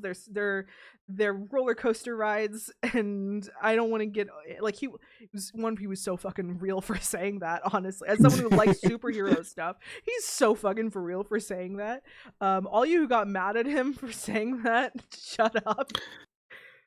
What was the line? Why are you booing me? I'm right. Why are you booing me? I'm right. But there is an aspect to where it's like outside of a few, outside of a select few, very few of these ever manage to feel like real movies, and this one is not, to me, quite in real movie status. And is kind of because of all these conflicts that I've mentioned here earlier. Yeah, we all know the only superhero movie that feels real is Thor: The Dark World, or whatever the most recent bad one was. Exactly, that shit's Shakespeare. No, okay. Exactly. So, okay, to kind of move it back a little bit, to pay lip service to what Jay Bennett said, where it's like, I feel like this is just Lily's pattern recognition.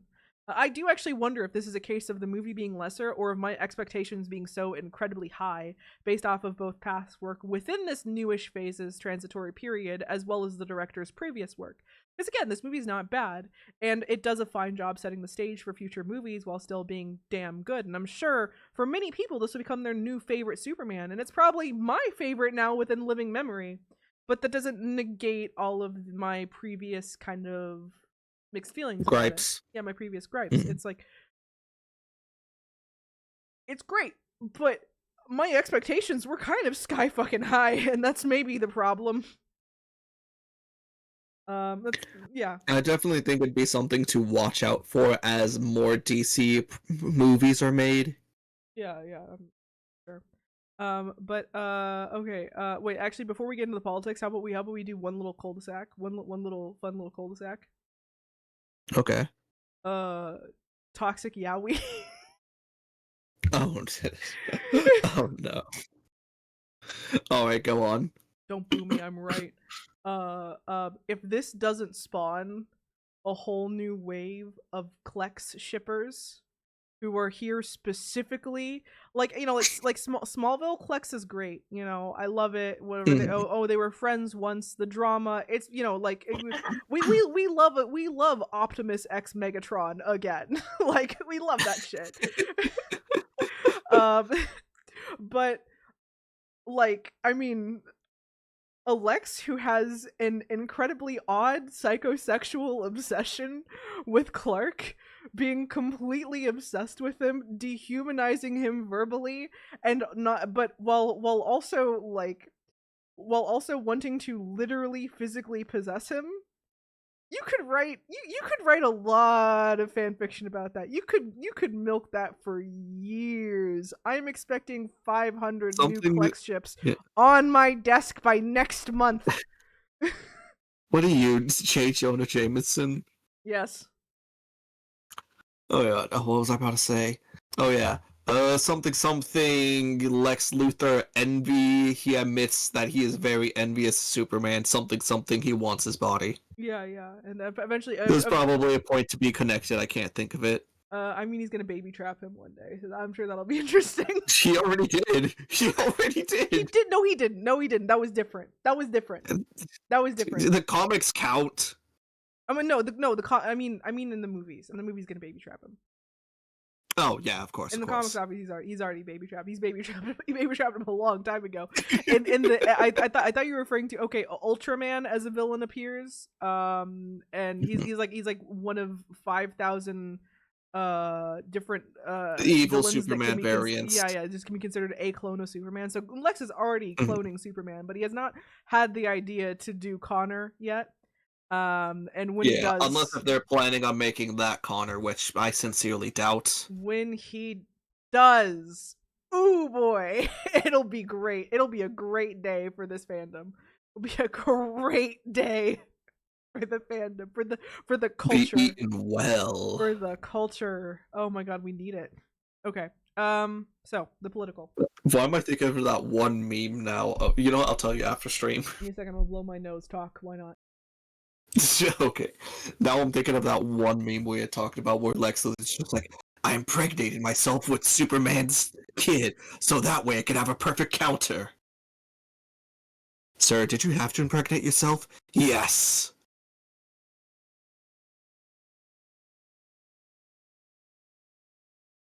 Again, just a random meme I keep thinking of whenever we talk about Connor. Perfect. Yeah. Okay. Yes. Okay, anyway, Lex will baby trap this man one day, and it will be great. He will sue him for child support. It will be amazing. Oh my god. Okay, so with that, let's go straight into the political. Actually, first off, wait, a funny thing. There was a review that I come across of Superman where I kind of clicked at it reluctantly because the thumbnail was something like, "Is this movie rage bait?" ? I click on it out of curiosity. The first line out of the woman's mouth who's reviewing it is, "This movie was pretty good, but it would have been better if Lex stuck his tongue down Clark's throat." I'm just like, I'm among friends. I'm like, I'm among friends. And then I watched the rest of the video, and yes, it was good. And just like, oh yes, I am not behind enemy lines. I am with my people. Perfect. Okay. We said the political. And no, this is not me talking about the anti-woke guys. I'm talking about the actual politics the movie has and the good and bad that comes with it. So yeah, continue. All right. First off, the Hammer of Barovia. He kicks Superman's ass. It turns out it's a Luthor plot because what our assumption at the time is, oh yeah, Lex wants to start a war so he could sell weapons. Becomes so much worse than that when it turns out he's actually trying to buy a country or like a slice of a country. Yeah, he's paying off a country so they could invade another country so we could take half of it. I'm gonna save And I'm gonna this save the not so no, let's not talk about the not so subtle metaphor yet, because I have a little bit more preamble to the discuss. elongated muskrats. I have I have a little bit more preamble to discuss here about Mhm. politics and comics in general, because politics and comics have always had a complicated relationship, right? Because oftentimes it's not done very well. um, I think DC has a track record that's a little better than Marvel as far as tackling politics go. I think That is a Marvel, low yeah, bar. it's a low bar, but yeah, Marvel has a very messy history as far as tackling politics well goes, and that they oftentimes go in talking about issues that they clearly do not know anything about, and is and though it maybe doesn't help that there have been people who have been raging against politics in any form in comics since like the Gamergate days, possibly before. And again, to be clear, Or I refer John. to politics in both the literal sense, commenting on geopolitics and on geopolitical issues and war, as well as in the euphemistic sense in reference to the inclusion of minorities, either literal or by allegory. Um, the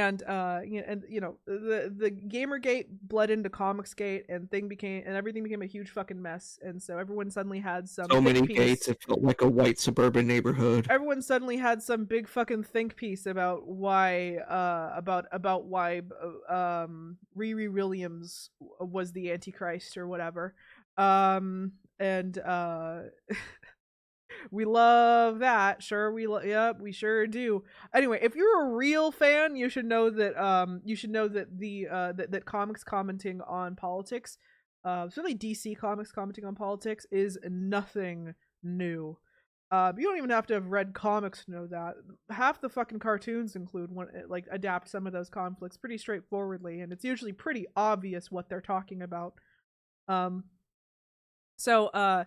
they've been commenting on wars in the Middle East since like there have been wars in the Middle East. And yes, to some extent I'm talking about like post 9/11 commentary, but I'm also talking about like before that too, like in the 80s.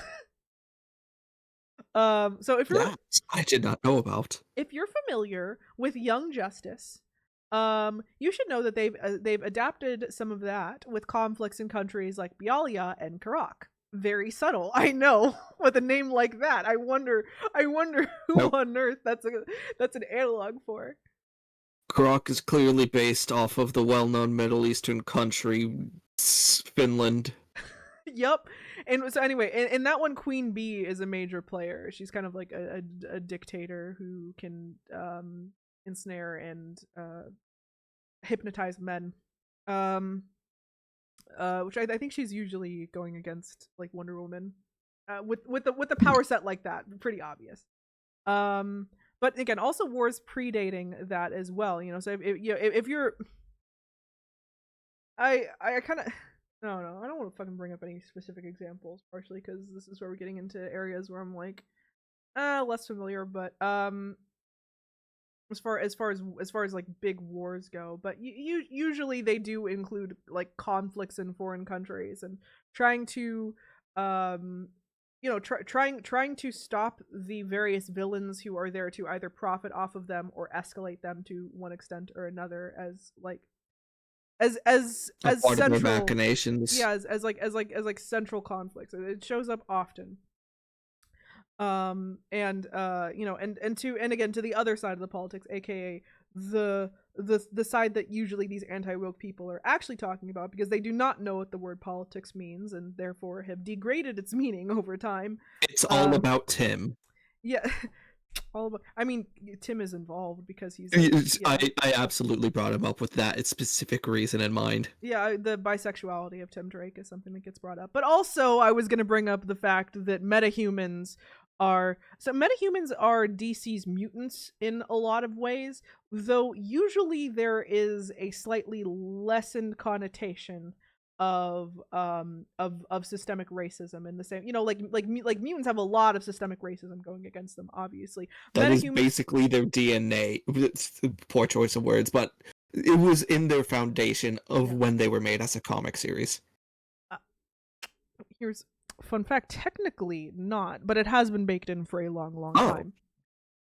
Really now? The metaphor came in later, believe it or not, but it has been baked in for a long, long time. And when the metaphor came in, that was actually when it became popular. Beforehand, it was not. It was kind of considered a lesser comic. It was not until the metaphor that people started really paying attention to it. I see.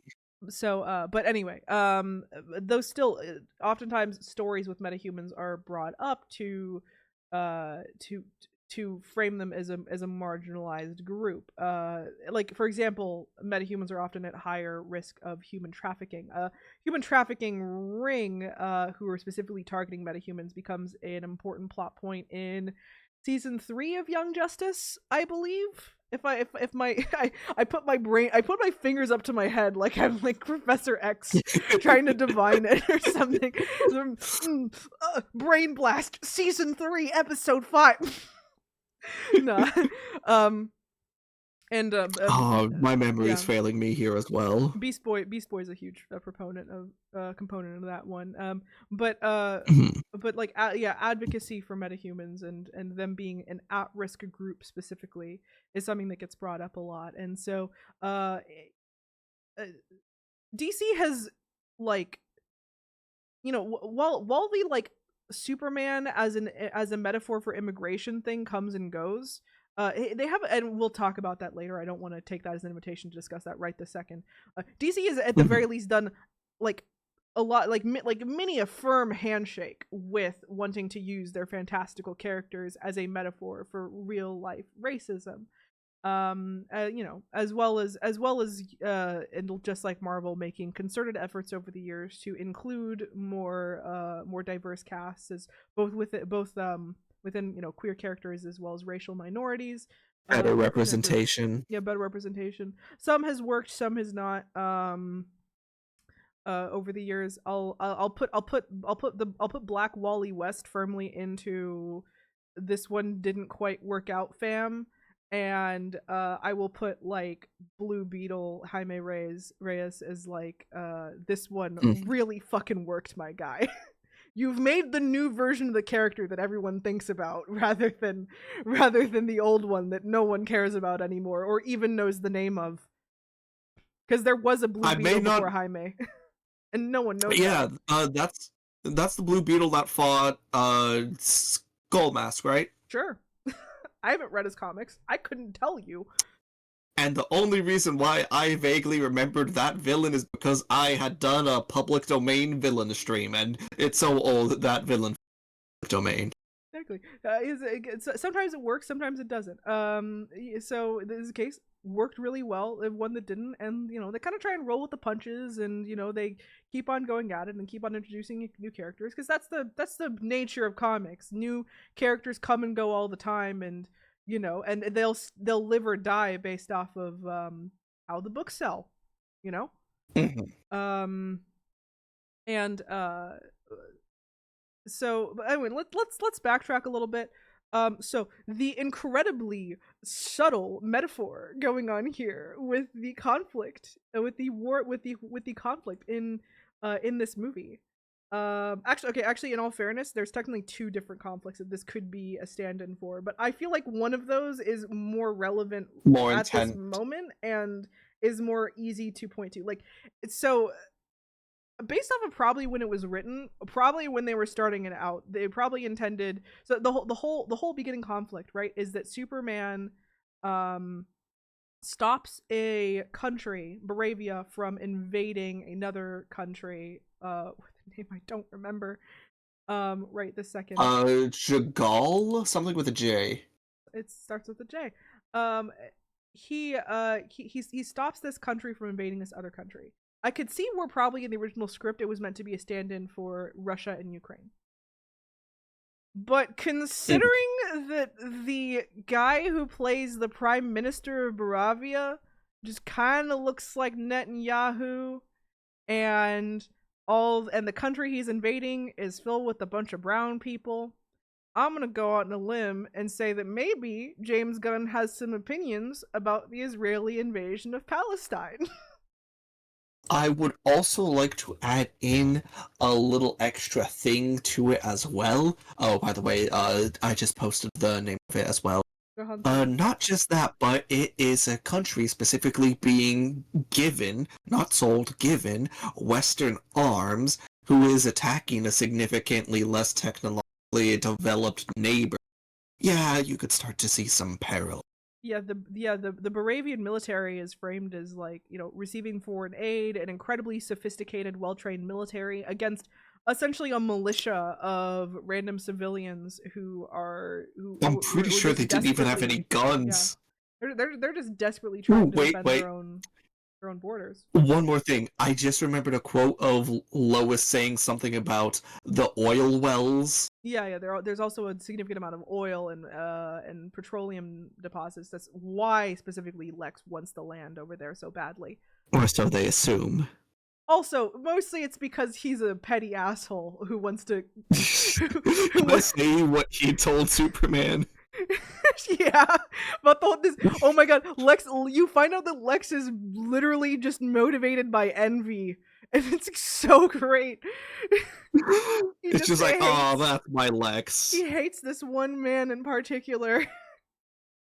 Yeah.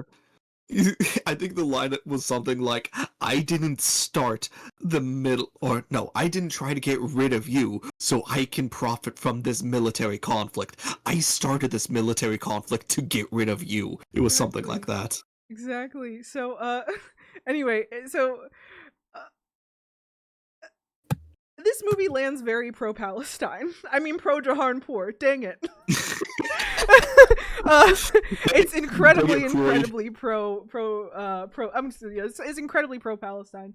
Overtly so. I think it's almost impossible to miss that as a message. The illusions. Which literally, no wonder Fox News, who has been glazing Israel nonstop, kind of hated it, right? Like, there's a reason why that one YouTuber who was coming at it in good faith said that, like, yeah, this movie's kind of meant to rage bait people. And I think, like, yeah, James Gunn, kind of smug liberal, very blatantly puts a pro-Palestine message in here.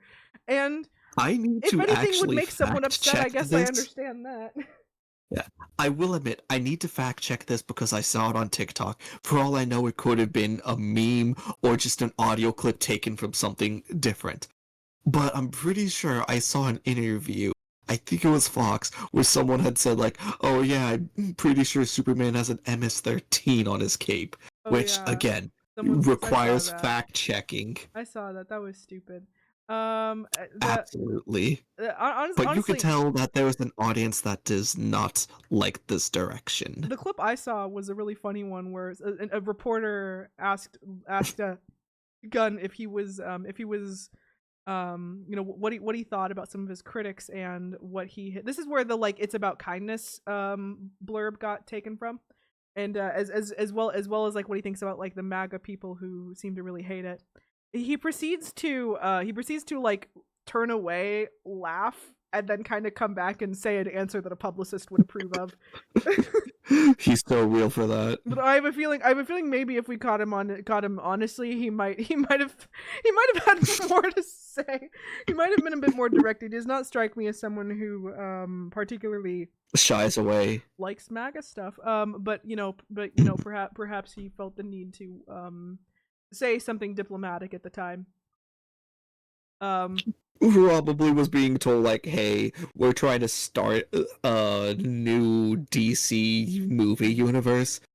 Don't be too inflammatory, is probably what he was told. And also, to make it as clear as possible, this movie is incredibly pro Jahanpur Palestine. And it is so in a very simple way. So the whole argument scene between people Clark were going to die. The whole argument scene between Lois and Clark, right? So literally, while they're arguing about it, Lois kind of tries to chastise him a bit, trying to explain why people are so mad and try and explain kind of where he went wrong and how he maybe needs to do better in the future. And she's trying to get into the complex geopolitical reality and get into the politics and why what he did. You must be careful, or at least have a good bloody answer for it. Because the one thing she was right of is that whether he likes it or not, he is, to some extent, a representative of the United States. And Mhm. and you know, as she says, he acted against a United States ally, and Mhm. he comes at it incredibly simply. And we are supposed to side with him on this, by the way, where he says basically, screw the politics. People were going to die. Why does the rest of the argument matter? Why get bogged down in all of this? Like basically he says in a rage, they had tanks pointed at civilians. People were going to die. I had to act. Screw the consequences. And like he said it so simply, it kind of shocked my system a little bit. I think this movie made me more pro-Palestine. I think this movie made me more pro-Palestine because I feel like I am someone to be more like Lois and to get kind of bogged down in the politics and the complexities of it all.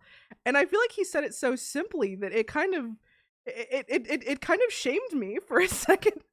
I I felt like I learned something where I'm like, oh yeah, shit. That should be the concern. That should be the primary concern. Why the complexities at the end of the day. I mean, like, yeah, we live in a complex world, but sometimes the answer is actually very simple. People are going to die. We should prevent that. God, I wish we had Superman. God, I wish we had like let's see. God, I wish we had Superman. Okay. To continue. To continue on with this. Starman. Mm. Okay. This is gonna be okay. My next note here is so smarmy. I'm gonna just read it out word for word. A lot of the chuds Okay. complaining about this movie aren't smart enough to understand that subtle metaphor, though. So let's talk about Superman being an immigrant, the actual main thing that a lot of them are complaining about. Anyway, for some reason, Superman being immigrant coded was like a surprise for some people. Funny that. Yeah. Um, so, let's put aside that Superman has in the past in comics and in cartoons been coded that way. Um, I I would wonder. also like to pull up a Smallville clip. Well, metaphorically pull up. Yeah, yeah, where it's literally the whole clip about um him wanting to protect a family of undocumented Immigrant. immigrants, and his, Mhm. his his mom trying to say like, oh, it's not your business, we need to protect ourselves, and him saying like, well, what about I'm the same as them, what do you mean? What do you mean, yes, this is And my then she's like, business? yeah, and then she's like, no, no, that's different. I was like, no, it's not. Yeah, literally, no, it's not. They've been doing it. I mean, Smallville's a relatively recent property, but this is not the first time they've done it. And I also wonder how and this is too why if you were a chud who was watching this far for some reason, may I say that the reason why so many people are yelling at you about how like you don't understand comics, and why like you were just clearly understanding that you have no knowledge of history, of comics history. Are you aware of the people who like made Superman, who like created him? Because they were a couple of Jewish 20 somethings that lived in New York, aka people who had a vested interest in putting an immigrant slash Moses allegory into their comic. I Like, love the fact that you brought up Moses allegory because I actually saw this one TikTok that talked exactly about that. people, and by people I mean Snyder, says it's a Jesus allegory. He's wrong. It's a Moses allegory. Hmm. Um, and again, it's true that not every writer has always made it quite so explicit, but it has almost always been the case that Lex hates Superman specifically for being an alien, and it is there that oftentimes the metaphor becomes impossible to avoid, at least to some extent. And like Lex has always very clearly been a racist as fuck billionaire that has been compared to Donald Trump since like since like Art of the Deal was released, since his like reality television days, way before the Trump presidency. Though of course this version, we talked about, we've alluded to it, this version is more Elon Musk than Trump. With he has like an army of techie sycophants that worship him. He's trying to buy his way into owning a country. The only difference is that Lex is In fact, actually The only difference is that Lex is actually competent with the tech and seems actually intelligent. Sorry, I had to.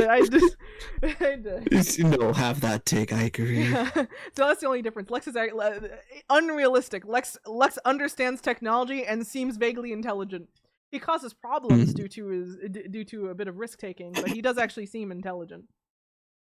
Yeah, but I was about to say, in fact, if I remember correctly, I think this was the lowest quote, saying like, "Oh yeah, his cult of technophiles" or something like that. That was deeply Musk. That was deeply Musk.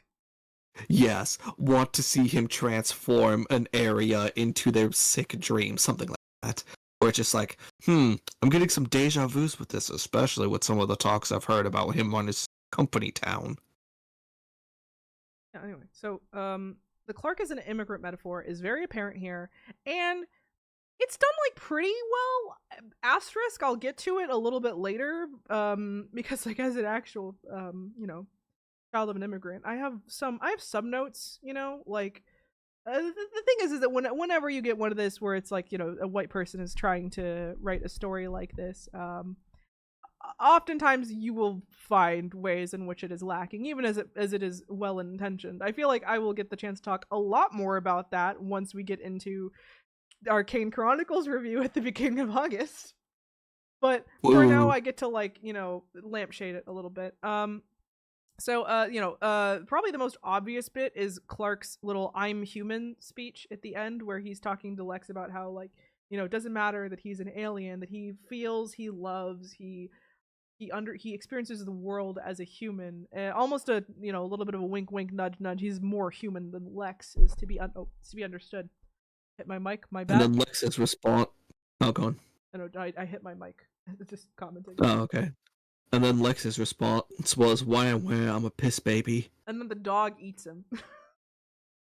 And then everyone clapped. And then everyone clapped. But yeah, so, Lex's clear xenophobia, and I mean that literally, is incredibly obvious as a motivation. Like, oh my god, when he's breaking into the Fortress of Solitude, and he says that Superman isn't even a him, he's an it. That made my fucking skin crawl. That made my skin crawl. Yes. That made my skin crawl. Don't like that. Don't like that. Anyway, honestly, just praise to Nicholas Hoult, who plays him and who just manages to make him such a hateable, miserable little prick. Oh, he does so well at being hateable. Oh my god, Nicholas Hoult. How did you do it, man? How did you do it? It was honestly shocking to see him manage to be so hateable, just because the other thing I was most familiar with him was playing Beast in the X-Men movies. So seeing him in this was like, it was a bit of a shock to the system. He was great in it. He's way better as this than Beast. He was kind of bored to play this. I feel he's like maybe one of the best Lexes I've seen. I'm including some animated stuff in that category. The Harley Quinn show that I kind of go back and forth on sometimes, as far as feeling like it's one of the better things that DC has put out versus being kind of terrible depending on the season. This Lex way better than that one for sure. way better. And though I will say there is like some subtlety to the way, I've been joking, this is the most obvious metaphor on the planet, it's screaming from the rooftops about itself, though there is some subtlety to it. Certain things that maybe your average normie / whitey might not like recognize. And to me, the one that stuck out to me was the police brutality bit, where Superman turns himself in to be arrested, and he's gonna go peacefully, and they literally slam him against the pavement. And he says like, hey, what, aren't you going to read me my rights? And they say, you don't have any. You don't get any rights. And honestly, that seemed to be quite... I'm disappointed at today's political climate. But it rings echoes to what is currently going on. Like the most obvious thing on the planet, but yeah, absolutely. It struck me, and I really like that scene for kind of what it was doing, even as, again, like other stuff. made my skin crawl. That's made my skin crawl affectionate. It's made my skin crawl. It was effective and it did what it needed to. And it Art was is supposed to make you feel things, and boy, were we feeling hate. But here's the thing.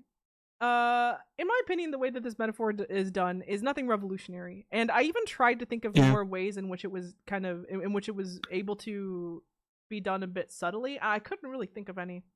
Like, to me, this is nothing revolutionary. It's nothing overly specific. It's nothing that in a normal good world should be considered controversial, let's be real.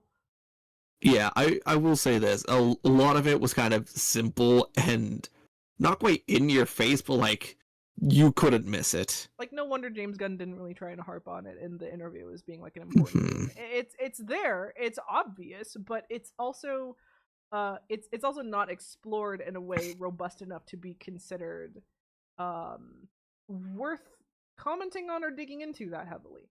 Outside of just that people seem to be really mad at it for reasons that are a little beyond me. Because again, it's nothing revolutionary, and it's nothing that should be considered controversial in any normal good world. It's not even a metaphor that I would consider to be that in depth. And on that note, I can put this one with My Adventures in Superman, as far as Clark being an alien is treated as a kind of half-hearted metaphor that never does enough with itself to be considered robust. So, My Adventures with Superman had Clark's alienhood being something of a queer metaphor, right? Who the getting distracted. Oh, that's just Tab posting some things in art. Tab's posting all of his Warhammer figures. Nice. Anyway, that looks expensive. Very expensive.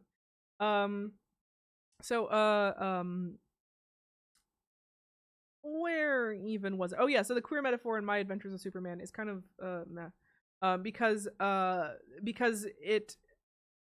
while that's clearly what it's going for, it does the mistake of treating Clark as not telling his friends about his powers as like him keeping secrets from his friends. And if you're trying to keep that as like a queer metaphor, that is, and I've said this several times, this is one of the main reasons why I am kind of a critic of this show. That's really fucking bad.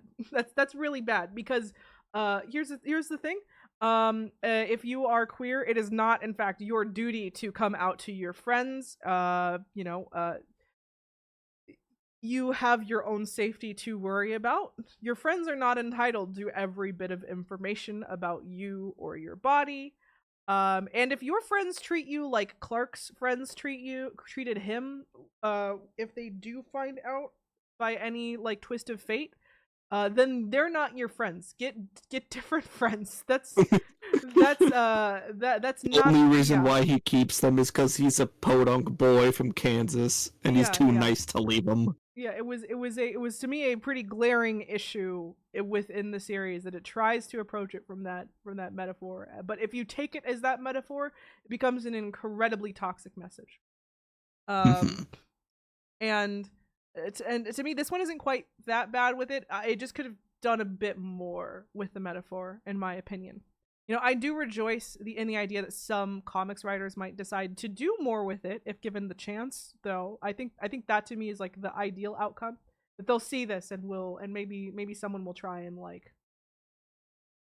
go the extra mile with it, and someone who maybe is an immigrant might sit down and like try and really dig into the metaphor and make it in a way that could feel relatable to other people who understand the experience.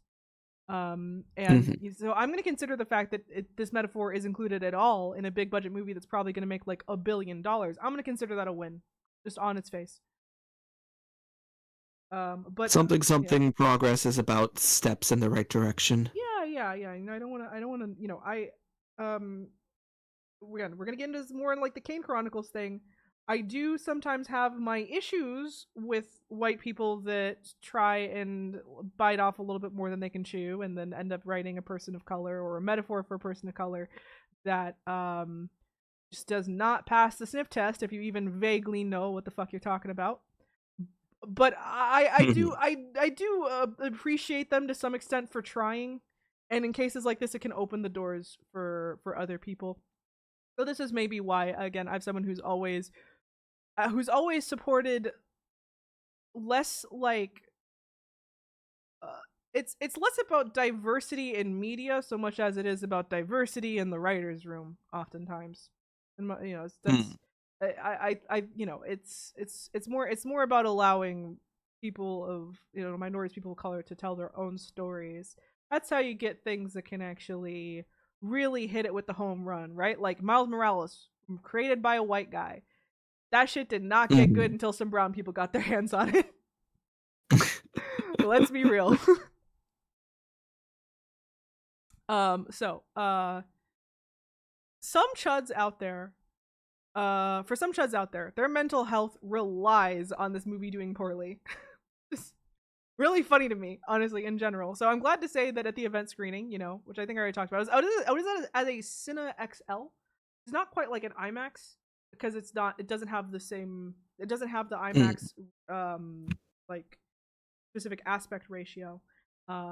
What it does have, what it is like a huge 70-foot screen with like 50 speakers hanging from the rafters, and even curtains. The curtains, like theater curtains that are like gold and pretty, and they draw them when the movie starts. And there was a lot of people in costume who loved the movie. I came in a cute little costume that no one understood. I was in a pantsuit, and I put a Superman t-shirt underneath my blouse, and I had it like opened at the collar, to see that, so everyone could see the S. No one understood it, and no one, no one got it unless I Oh, that's pointed it out. sad. I was so sad. Um, Meanwhile, with me, I kind of just watched it in 3D because that worked when I got off of work, and I was in pants and my work shirt. did not watch it in 3D. They did not do it. They did not. They don't do like the event screenings in 3D typically, because people who go to those event screenings are too old to enjoy 3D. Ah, So, and that includes me, hag again, that I I am. again, I just went to whatever time worked for me. Mm.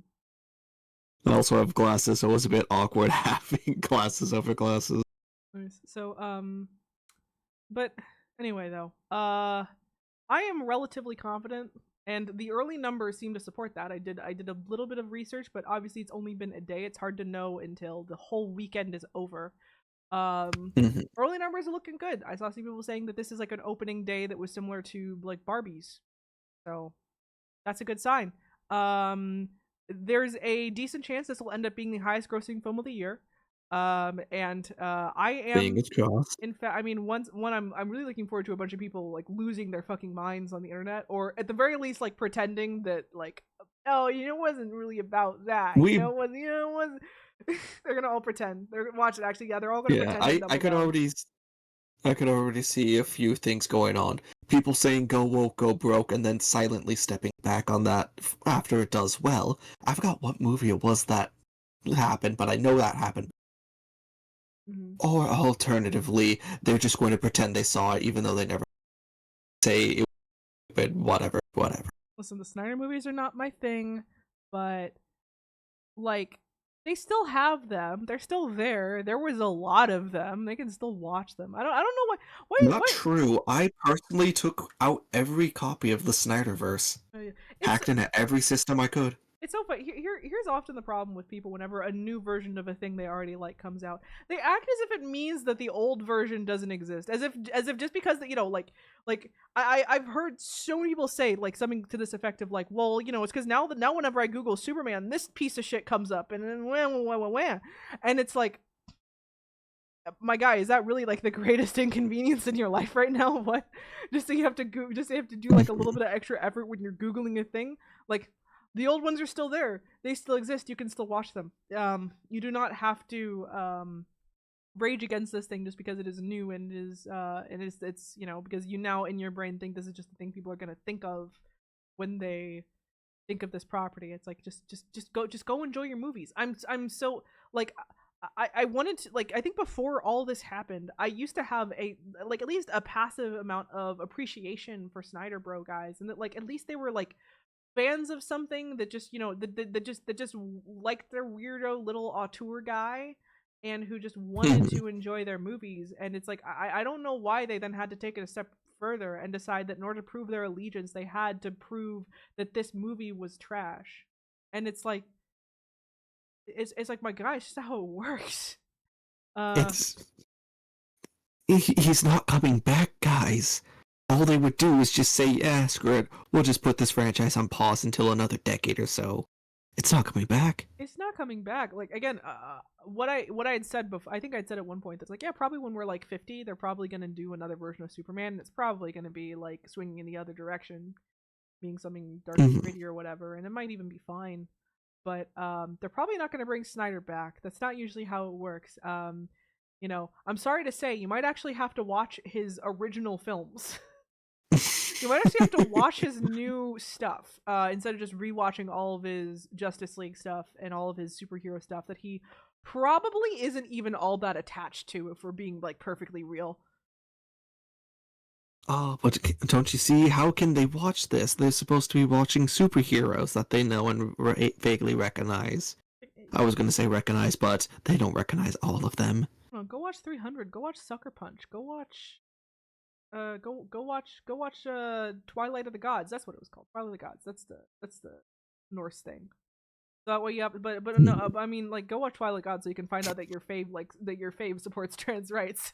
Uh, I try and separate them from Snyder because I think because like while I'm not a big fan of Snyder's films, by by all appearances, he seems like a good guy who is a joy to work with.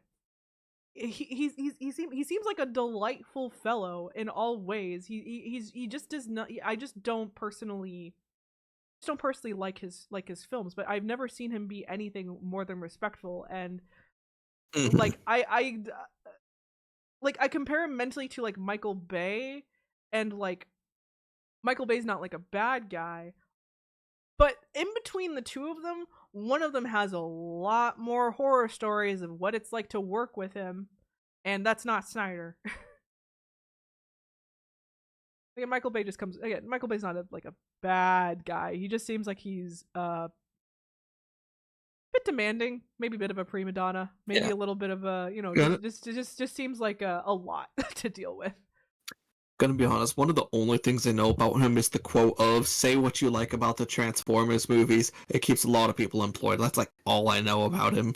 Yeah, as a big Transformers head, I very much dislike his films. Um, I mean, I'll go on that. Oh my god, when I was at Universal recently, I think I went on the Transformers ride like 3 times. Of course you did. It's a walk on. No one's ever in line for that thing. So Oh, why I see. not? But like I don't necessarily like his take on it, but I will say that even then I think I have more of a problem with him as a person than I do Snyder, um who is like a good boy from what I've heard. Mhm. Um so and yeah, I'm glad that a good guy like that is an artist, and an artist with a vision, that he has people that like him. I just wish that his fans weren't so fucking insufferable. He Yeah. deserves less insufferable fans, honestly, genuinely. As someone who has no horse in this race, he deserves more insufferable, more Mhm. like less insufferable fans. So anyway, what's Yeah. the Oh, go on. my next points? I guess just Um, Something on my note right here is, uh, Element Man, very good guy. guy. I like that he joined the Yeah. Justice Gang, and I'm calling it the Justice Yeah, Gang. It's the one thing me and it's Guy canon Gardner now. will. One thing me and Guy Gardner can agree on. It's called the Justice Gang. But Yeah. Oh wait. Here. This is just a funny note I have. Superman saved a baby and dog. Hype. very hype. Very Okay. hype.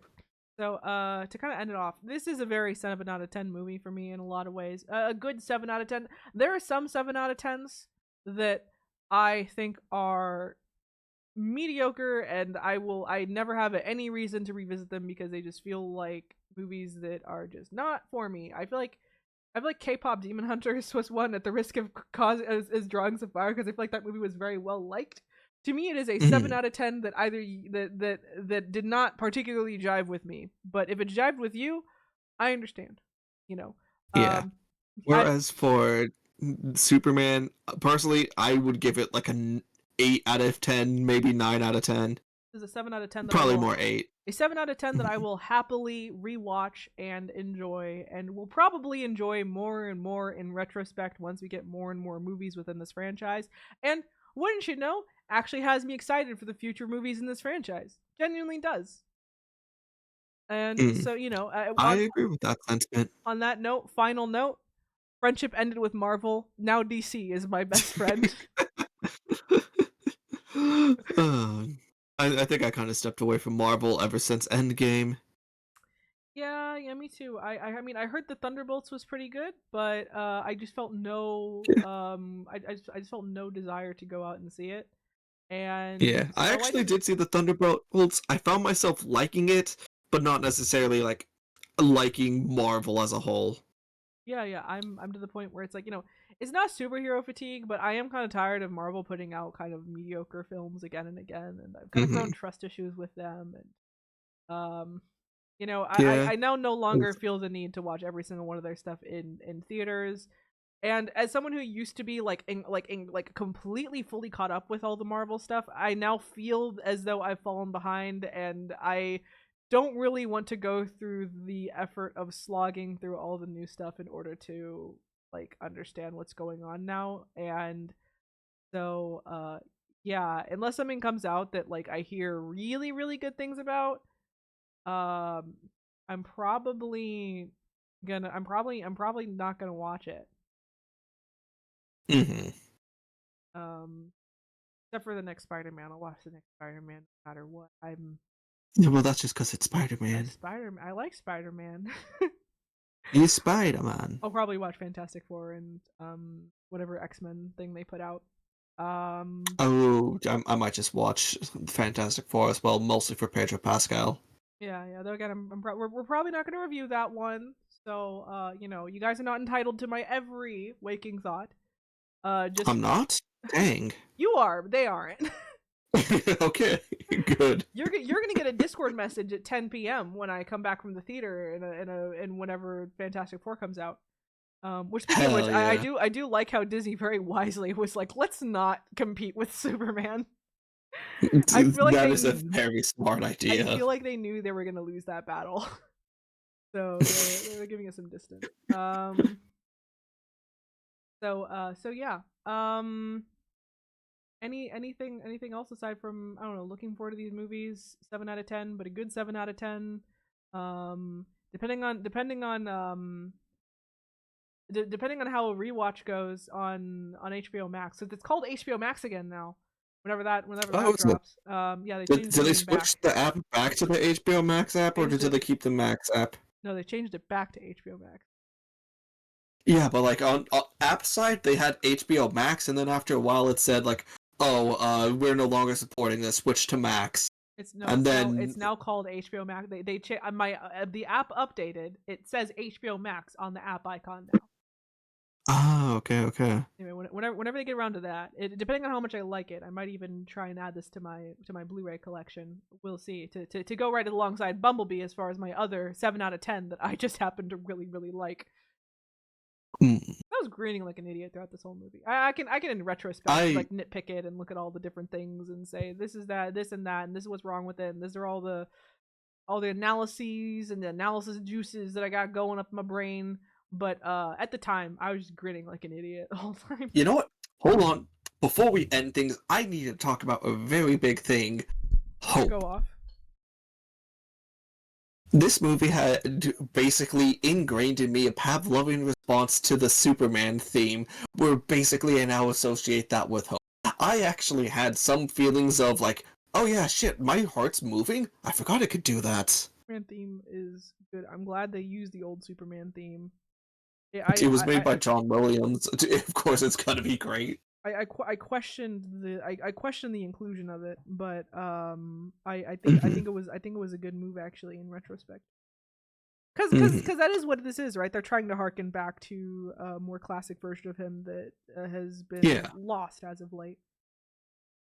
Yeah, because I definitely feel like this movie is trying to say, like, when you hear Superman theme, you see Superman, think of hope, and him just fighting to save people. What's that one thing that And he says to Lois where she's razzing him for liking fictional imagined dragons and calling that punk, and then he says, "Oh hey, human kindness. Maybe that's the real punk rock."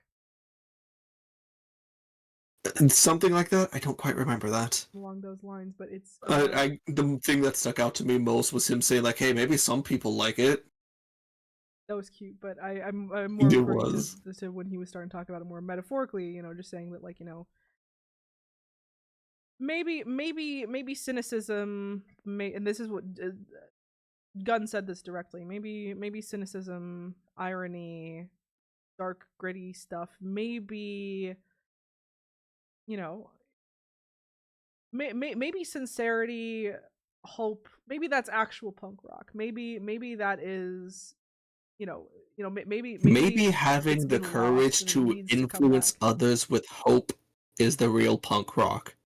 Maybe in this kind of cynical culture where I feel like so much of us become cynical, it becomes counterculture to just believe in sincerity and hope and stuff. And it did a this is a I think there's a reason why a lot of people, because a lot of people are looking for superhero movies like this. I think I think Marvel's numbers kind of prove that it's like, no, people like the happy stuff.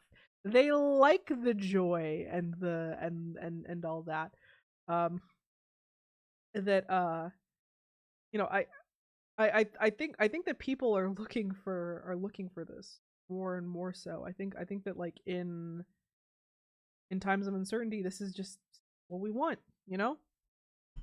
And these things come Yeah. and go, like there's an argument to be said that like a lot of the gritty stuff that happened in the 90s and the early 2000s was a Trauma response. yeah, that was responding to its own thing as well. And there's a lot of art that I like a lot from there. I actually do quite like punk rock, for example. um and there's a lot of art from there that was getting across certain raw human emotions and the human condition and stuff. But um it is far past time for the pendulum to swing back and for us to remember that sometimes a story can just be like happy. Good natured. Yeah. The kind of funny thing is that I've noticed a lot of these like anti woke guys that they oftentimes complain about how so many of these so many villains and things nowadays are it's all about like moral complexity and about twist villains and about this and that. And you can't just have a story where like the good guy's a good guy and the bad guy's a bad guy. But I feel like that's Yeah, here it exactly is. what this is. That is exactly what this is. This is a story where the good guy's a good guy and the bad guy's a bad guy. And it's and why they are like, yeah, Lex's motivations are kind of complex, but you are not supposed to feel like conflicted about him as a character. He's not a bad guy that like has a point. He's a warmonger who hates who hates Superman because he hates it, because he hates his stupid handsome face. His words, not mine. Mostly. So like he it's there's no complexity about it. It truly is like to me, I guess it almost reminds me of like original Star Wars, kind of in that, where it's like, yeah, Superman's just a good guy, and the same way that the rebels and Luke, good guys. And like, yeah, there's a lot of historical stuff that the Empire and that Vader is like alluding to, but they're also just bad guys, and you're supposed to kind of just understand that. Yeah. So Because you're not supposed to see Lex doing everything he does and think like, hell yeah. No, I mean, you know what? Let me touch on this.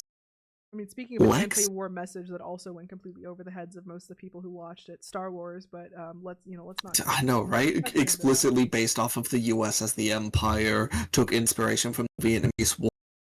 Listen, But if I spent, I could spend a whole career talking about why certain people seem to really not understand the political messages in the things that they watch and claim to like.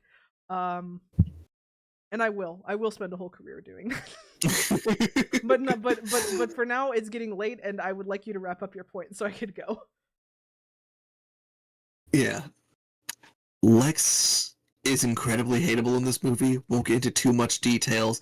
So seeing Superman and Crypto finally take him down is satisfying, and the main moral of the story is God, I love Hope.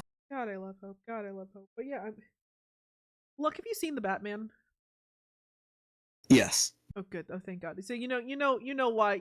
Even though it is like, it is Dark. it's a dark story that is seemingly on the outside conflicting, but really internally it's speaking a lot of the same things this one is. I mean, the main message of that one is I am the symbol of vengeance and retribution. Oh shit, what's not happening over there? Do I need a reform? I am justice and a good man. If they So don't basically give putting him- Robert Pattinson a tiny boy child to parent in the next film, I'm rioting. I'm rioting. Actually. No, while I halfway suspect that they might try and do a different Superman different Batman in order to go with this Superman, I would probably be happier if they just kept the same one, because they do feel like this does feel like the B side to that story in a lot of ways.